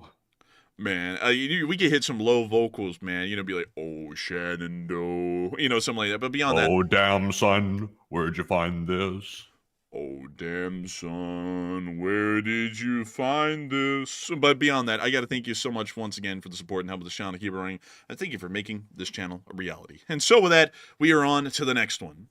And our next one goes to Jeff Hill. It looks like Geoff, but it's Jeff. And he puts in a 5. And thank you very much, Jeff, for that support. And he does not leave a comment, but thank you very much, Jeff, for helping to keep the channel running. And we appreciate that very much. And we also have a 5 from Kevin. Thank you very much, Kevin, for that 5 as well. And thank you for that. He said, I don't know much about CCP structure. Does Xi have the authority to quash the resistance in the party? And I would assume he does.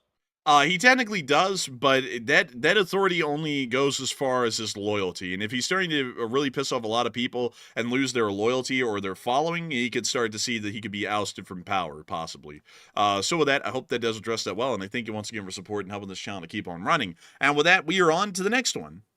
And the next one goes to Steve, who puts in a 5. Thank you very much, Steve, for that support. He said, we'll know when the CCP is about to attack if they sell off all of their U.S. Treasury bonds. And if they go to war while holding those, they'd lose it all. And that is an interesting point. That's an interesting point indeed. And I wonder indeed if they do that. I don't know if they would or wouldn't, because if they sell them off, it's not really like they're hurting anyone because they just sell them off to another country, and then we never repay it anyways. But it's an interesting idea, an interesting proposition there. But I do thank you for the support, and I'm with this channel to keep on running. And with that, we are on to the next one. And the next one goes to Mr. Rhythm, who puts in a 5. He said the response will be proportional. The response will be proportional, please. And thank you for the support and helping this channel to keep it running. And I hope it is proportional. And so that, thank you for the support and helping this channel to keep on running. And with that, we are on to the next one.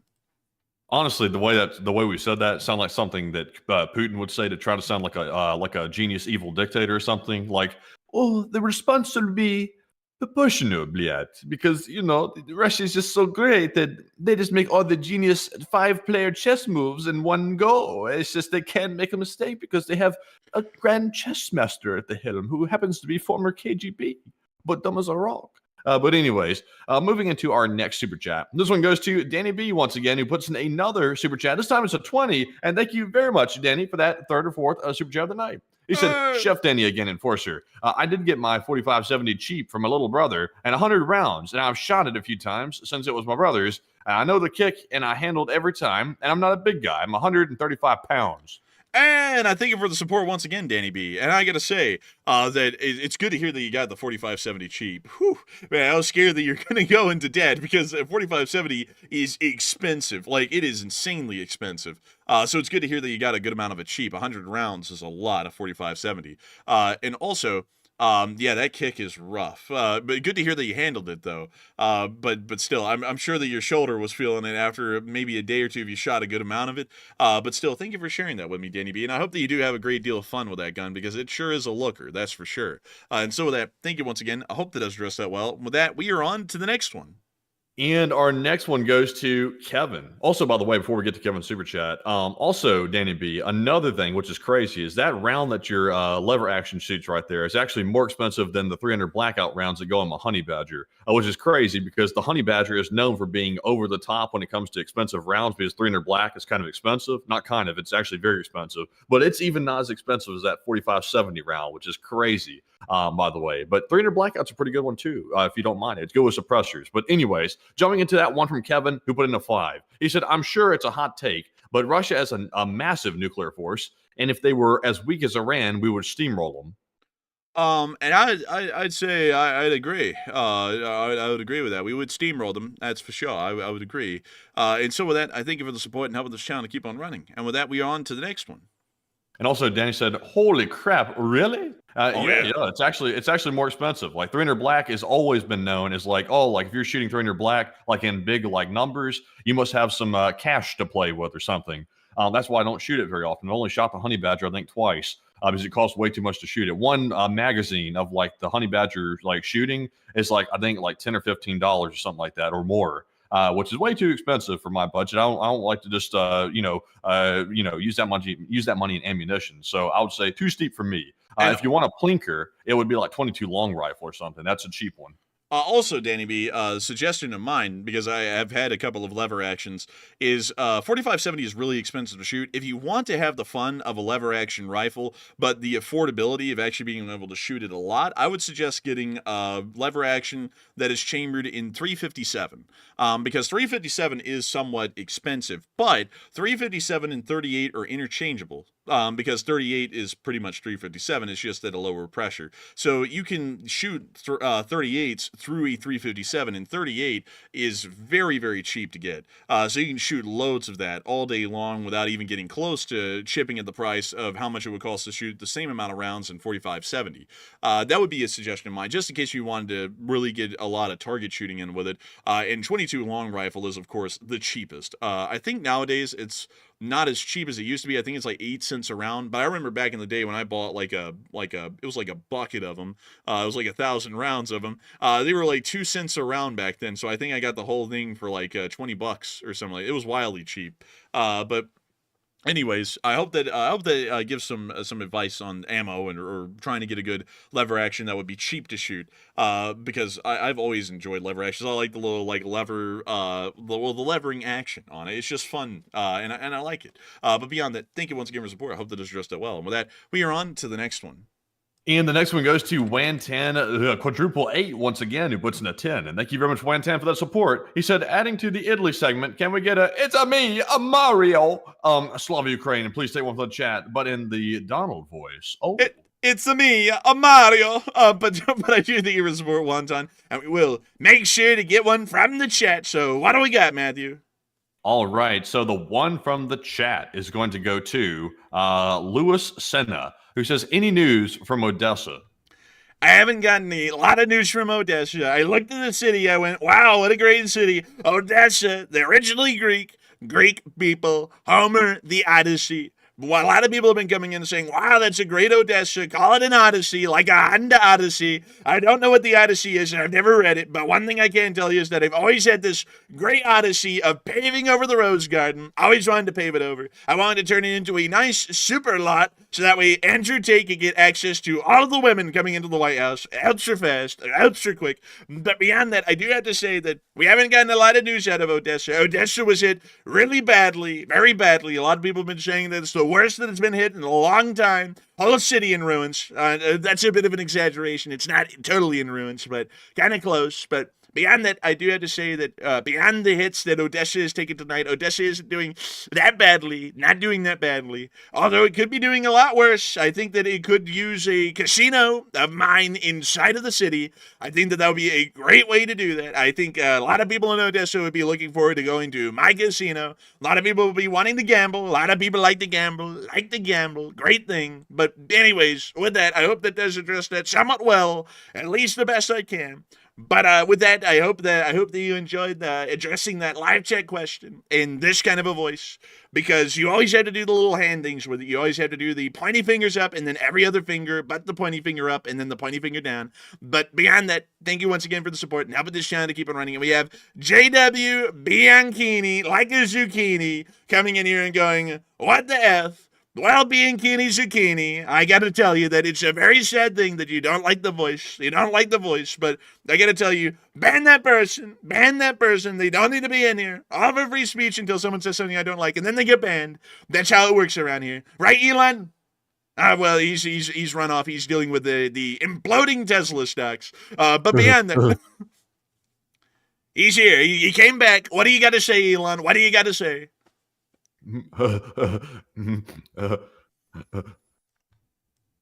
I think he might be weeping. I'm just doing the thing. I think he might be weeping, maybe crying. Twitter is about to be absorbed back into the investors or whoever did that. I don't know what happened with Tesla. I just remembered. Let's get the Declaration of Independence and hang it on the wall with curtains in front of it. That's a great idea. We will have it bleached by the sun so that way no one else can look at the Declaration of Independence beyond this point. But still, I gotta say, I absolutely love to see it. And I see someone saying, ugly voice. Well, it's right. That it sounds like the mind virus at play. We're going to make that illegal now. Everyone's going to be arrested for that one. But I see Value Radar saying congratulations on 340,000 subscribers. And I got to say, absolutely great. You don't see 340,000 subscribers often. A lot of people go, wow, that's a lot of subscribers. And it really is. It's a lot of subs. A lot of subs. I guess you could say going to the moon.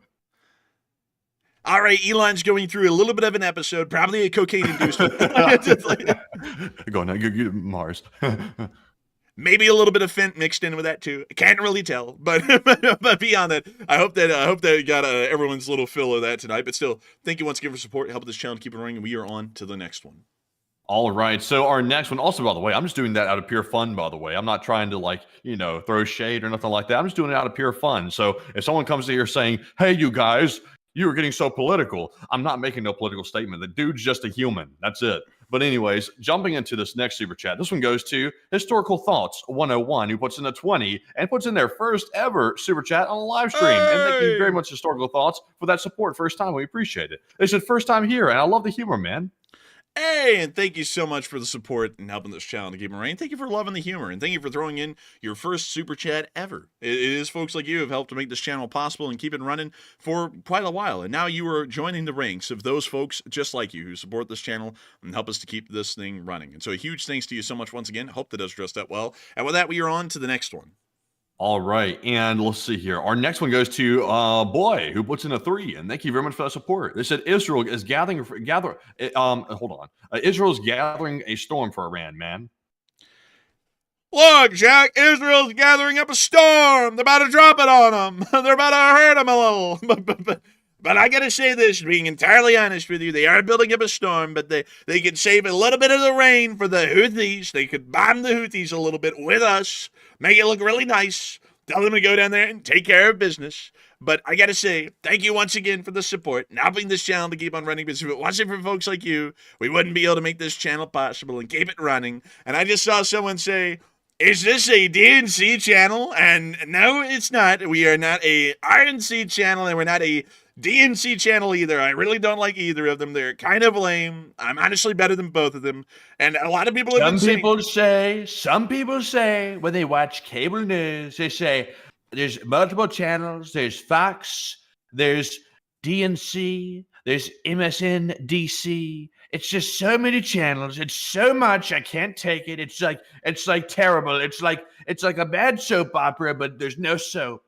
Blue Steel, I know that you've been around for quite some time. To ask a silly question like that, I assume that you must have brain cells that are going bing, bing, bong, bong, and are coming together with bad conclusions, terrible conclusions. I don't know how in the world you could say that this is a DNC channel. When Biden was president, everyone said that we were a MAGA Nazi, and now that Trump is president, everyone wants to say that we are a liberal snowflake. Everyone should know that it's neither. It is neither at all. We are not of either group. I don't like both of them. And honestly, I'm better than both of them. A lot of people have been saying that I could create my own movement and do my own thing, and we would be just fine. Many people would back it up. A lot of people have been saying that I should run for president. I'm not even old enough, but that should be fine, especially if there will be a third term. I should be able to run for president below the age of 35. That'd be very easy for me, very easy. Practically a cakewalk. No one could even get close. We probably would be able to walk right in, and I'd be able to say, Andrew Tate, you're going back to Romania. I don't know what you're doing here, but you're not going to stay here. You can go anywhere, but you can't stay here.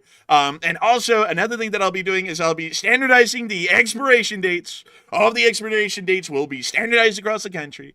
It'll be a very nice thing. People will be going, wow, I can actually understand the expiration dates. Bluebell ice cream will have to put expiration dates on their ice cream. I was trying to eat it earlier, and they don't have an expiration date. And I went, where in the world is the expiration date?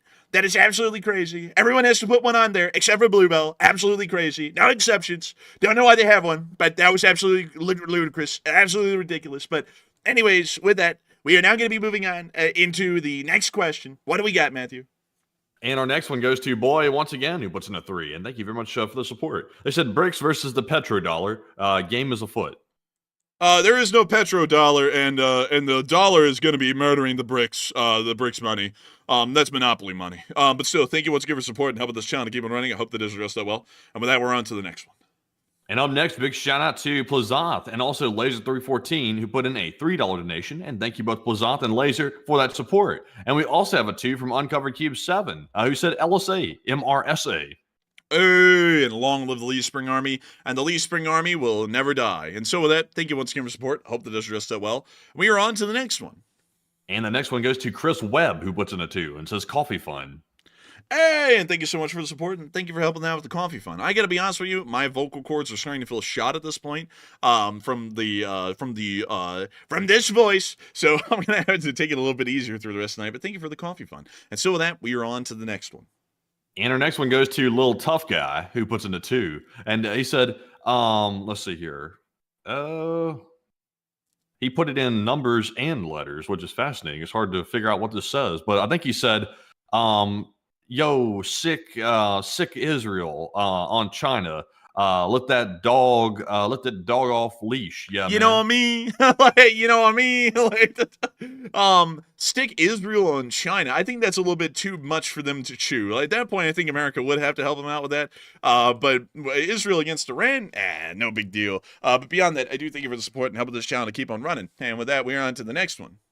And our next one goes to Ryan H, who puts in a 2. And thank you very much, Ryan, for the 2. He said, look up the Cass Railroad, LSA. And I already did. You know, I could pull that one up pretty quick, couldn't you? And it is a logging railroad. Isn't that cool? It uses Shays, Heislers, all that sort of in action. I like these. It's in West Virginia, not that far away from us. But here's a Cass Shay at the Cass station. These are so cool. They are piston-driven steam engines. So they operate kind of like an internal combustion engine in a car as far as the pistons go, but the pistons are powered by steam, and they turn a crankshaft. You can see it traveling along the whole length of the engine, and they provide tractive effort to all of the wheels at the same time. It's a really cool system. And one day I'd like to go up to the Cass Scenic Railroad and take a look at it myself. But thank you for sharing that, and thank you for the support and helping this channel to keep on running. And with that, we are on to the next one. And guess what? We just got a very generous 50 New Zealand from Tony Coles. And thank you very much, Tony, for that support, by the way. I think that might be your first support of the channel because I've not seen a support from you before, I don't think, unless I'm having like a memory lapse or something. But thank you very much, Tony, for that 50. That's very generous. He said, those Ukrainian heroes that got prisoner exchanged this week after being in captivity for 3 years, do you think they will be allowed to sit out the rest of the war? Yes, all Ukrainian soldiers that are released from captivity are given a choice to either go into civilian life or to return back to service. So they'll all be given an option. So if they choose not to go back into service, they won't go into service. Their service has ended at this point. So I thank you for the massive support and helping this channel keep on running all the way from New Zealand, Tony Coles. Massive thanks to you once again. And with that, we are going to be moving on to the next one. And we also have a 5 from Kyle Padell. And thank you, Kyle, as well for the support. He said, LSA and supporter from Oklahoma, Taco Fund or Coffee Fund. Hey, and I got to thank you for the support all the way from Oklahoma in Tornado Alley. Not Dixie Alley, which is what we're in. Y'all are in Tornado Alley, the traditional Tornado Alley. And I think tonight I'll have to cash that in on a taco because I am starving right now. So is Matthew. We ate a meal before the show, but it was certainly not sufficient to keep both of us happy. So we were quite ashamed by that. Very sad indeed. But still, thank you once again for support. I hope that has addressed that well. And also, with that, we are on to the next one. All right, and we have another one that just came in from Historical Thoughts 101, once again, who put in a 20. And thank you once again, Historical Thoughts, for the first time ever supported the channel. We appreciate that once more. They said, we all need to do a podcast together, and it would be effing mint. You know, actually, I was telling Matthew today we might go around and maybe be a guest on other shows if we were invited. I'm not going to be asking to get on shows, but if people invited us, we might. But I do thank you for the support, Historical Thoughts. And we will see you one day. We will see. But I got to thank you so much for the massive support and helping this channel to keep on running. Because if it wasn't for folks like you, we wouldn't be able to make this thing possible. And we wouldn't be able to make it a reality.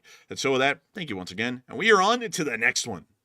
All right, and it is now time to jump into our live chat questions. And once again, a huge shout out to everybody once more for supporting the channel tonight and helping to keep it running. Because as we always say, and for all the new viewers on the channel, this is, of course, the way we keep the channel running is through the super chats, and we appreciate that very much because the super chatters are the reason that we're able to do this as a job, and we do appreciate that very much, of course, every single night. But with that, it's now time to thank the rest of the viewers and get into our live chat questions. And the first one here goes to the Morse code decoders, and we had Cliff Simonson, Mark Hodges, Earl Banu, Kevin J, Paul Schultz, David Millsap, Royal Fluffiness, Arabelle Garbo, Johnny Dog, and Norm Pritchett. They said the Morse decoder for today says that airbase exploded so badly that thing finna erase the way it going boom. LLT, LLC. And that is the sound of money, and y'all got that dead on the nail. That was the Morse code message of the night. I got to congratulate y'all for getting that correct time and time again. Even on the 1,121st day of the war, y'all have gotten that correct again. A massive shout out and congratulations to y'all. And once again, a massive shout of appreciation to the Lee Spring Army Signal Corps. And with that, we are now going to be moving on into some live chat questions. We're going to be answering 5 live chat questions. We're going to be answering 2 more than 3, which is usually the minimum that we do when we're running overtime. But we are trying to get off air tonight to go get some succulent Chinese meals from somewhere because we are dying right now. We are starving to death. And so with that, we are on to the last question of the night. Also, Danny B said we got to do that cooking video. Danny, I cooked up a mean steak cilantro rice bowl. Stank. Honestly, I'll be straight up honest. It didn't turn out as good as I thought. It was kind of stank for it ended up, but it was not bad in all seriousness. I would rate it like a 7 out of 10, 10 being the best. It was a steak cilantro rice bowl. So it had the rice, like the jasmine rice with the lime zest in it, the butter in it, and the rice that is. And then I had the steak, which was, I'm not really sure what kind of cut of steak it was, to be honest, probably the cheap cut because it came in HelloFresh. But also got the onions, the seared onions, and also the green peppers as well. And also I threw in some jalapenos and had the cilantro sauce with all the good onions and also a little bit of jalapeno chopped up in that too. So overall, it was not as flavorful as I thought it was going to be. I got it because it had steak in it, and there was no upcharge, so I got the steak one. But honestly, it was not much flavor, but I did like the steak. The steak was the best part of it. But yeah, we need to do that cooking video because I don't know how the hell to cook, except unless I'm following like a HelloFresh recipe or something. So, you know, maybe I can figure it out outside the recipe. But anyways, we are now jumping into our first live chat question of the night, which goes to David Tablet. They said, have you guys heard anything about the Ukrainians' long-range Neptune missile? We have, it is an anti-ship missile that's been converted to a ground roll, but that's pretty much it. That's like the basic explanation of it. It actually is the same missile that was used to sink the Moskva. It's just, you know, it's being fired at ground targets instead. And so with that, I hope that does address that well. And we are on to the to last question of the night. And this one goes to, let's see here, James Green, who says, do I need to worry about having my 60-year-old Army sapper ass called back into service? Oh no. I think you're beyond being recalled at that age. So I think you should be fine. It generally is, I think, going to be folks right now between the ages of 18 and 35 that have to be concerned. So Matthew and me would be within that concerned group because we are. I'm 23. Matthew's 25. Soon. Well, actually, he's 24. Soon to be 25. Always a technicality with that one. But beyond that, I hope that does address that well. But hey, you ought to be fine. Anyways, us young folks, we'll take care of it. And with that, we are on to the third to last question of the night. So this one goes to Paramecium 13, who says, normally, communist regimes are supposed to have collective leadership, and has this ever actually been the case in a real communist state? No, it's always been practically a dictator. Even Mao, with his ideas of collectivist leadership, was largely a singular dictatorial leader. I've never seen an example of an actual communist country where that sort of leadership has ever existed. I mean, maybe you could make an argument that the French Commune at the end of the Franco-Prussian War was an example of an actual collectivist leadership model, but it wasn't a country and it didn't exist for that long. So I would say that it probably wasn't. So with that, I hope that does address that somewhat well, at least in my opinion. And with that, we are on to the second to last question of the night. All right, so this one goes to Canada is Sovereign, who says, is Taiwan armed enough to go against China, and will they ask for military hardware from the United States? I don't think Taiwan is armed enough to be able to go up against China. They could hold off for a while, but they wouldn't be able to win. So I think that we need to provide them with even more material support and also diplomatic support, so that way they'll be able to stave off the Chinese from actually trying to invade their island. So with that, I hope that does address that the best I can, and we are on to the final question of the night. And so, who is the lucky last person that threw in the lucky last question of the night? And that viewer is Chuck Bayard, who says, with Pu's consolidation of power and no real succession plan, and China on the verge of demographic collapse, is there a risk to fall back to the warring states?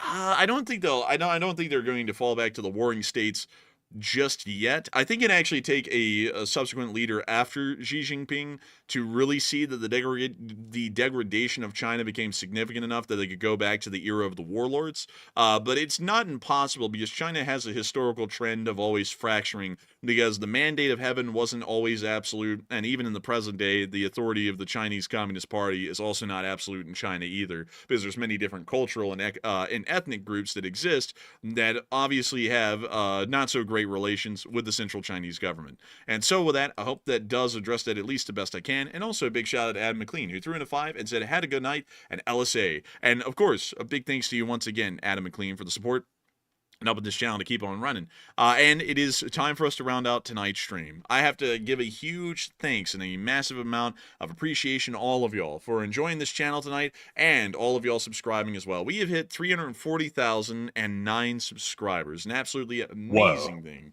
Absolutely incredible thing. We hope that y'all continue to like, comment, and subscribe. And we hope that y'all continue to join us here in this amazing community on the Enforcer channel here in the Lee Spring Army. And we will see you all tomorrow at 10 p.m. Eastern Time to cover the next 24 hours of news from around the world. And so with that, good night, good luck, take care, stay safe, Slava Ukraini, and the Lee Spring Army will never die. And we'll see y'all tomorrow. And he almost forgot his line right there. But thank you all once again for joining us once again tonight. And to all 70,000 people that were here by the end of the stream. Tonight was truly a large stream, one of the largest ones we've had in a while. Kind of like the video today being the largest video we've also had in a while as well. So thank you all for watching and hitting that like button. We're up to 3,400 likes as the YouTube studio just crashed before my very eyes and nearly gave me a heart attack. But we will see you all tomorrow midday for the short war video if there is enough news to cover. And also tomorrow at 10 p.m. Eastern once again for another night of war news streaming. But with that, Slava Ukraine, Hiram Slava, get some rest and good night.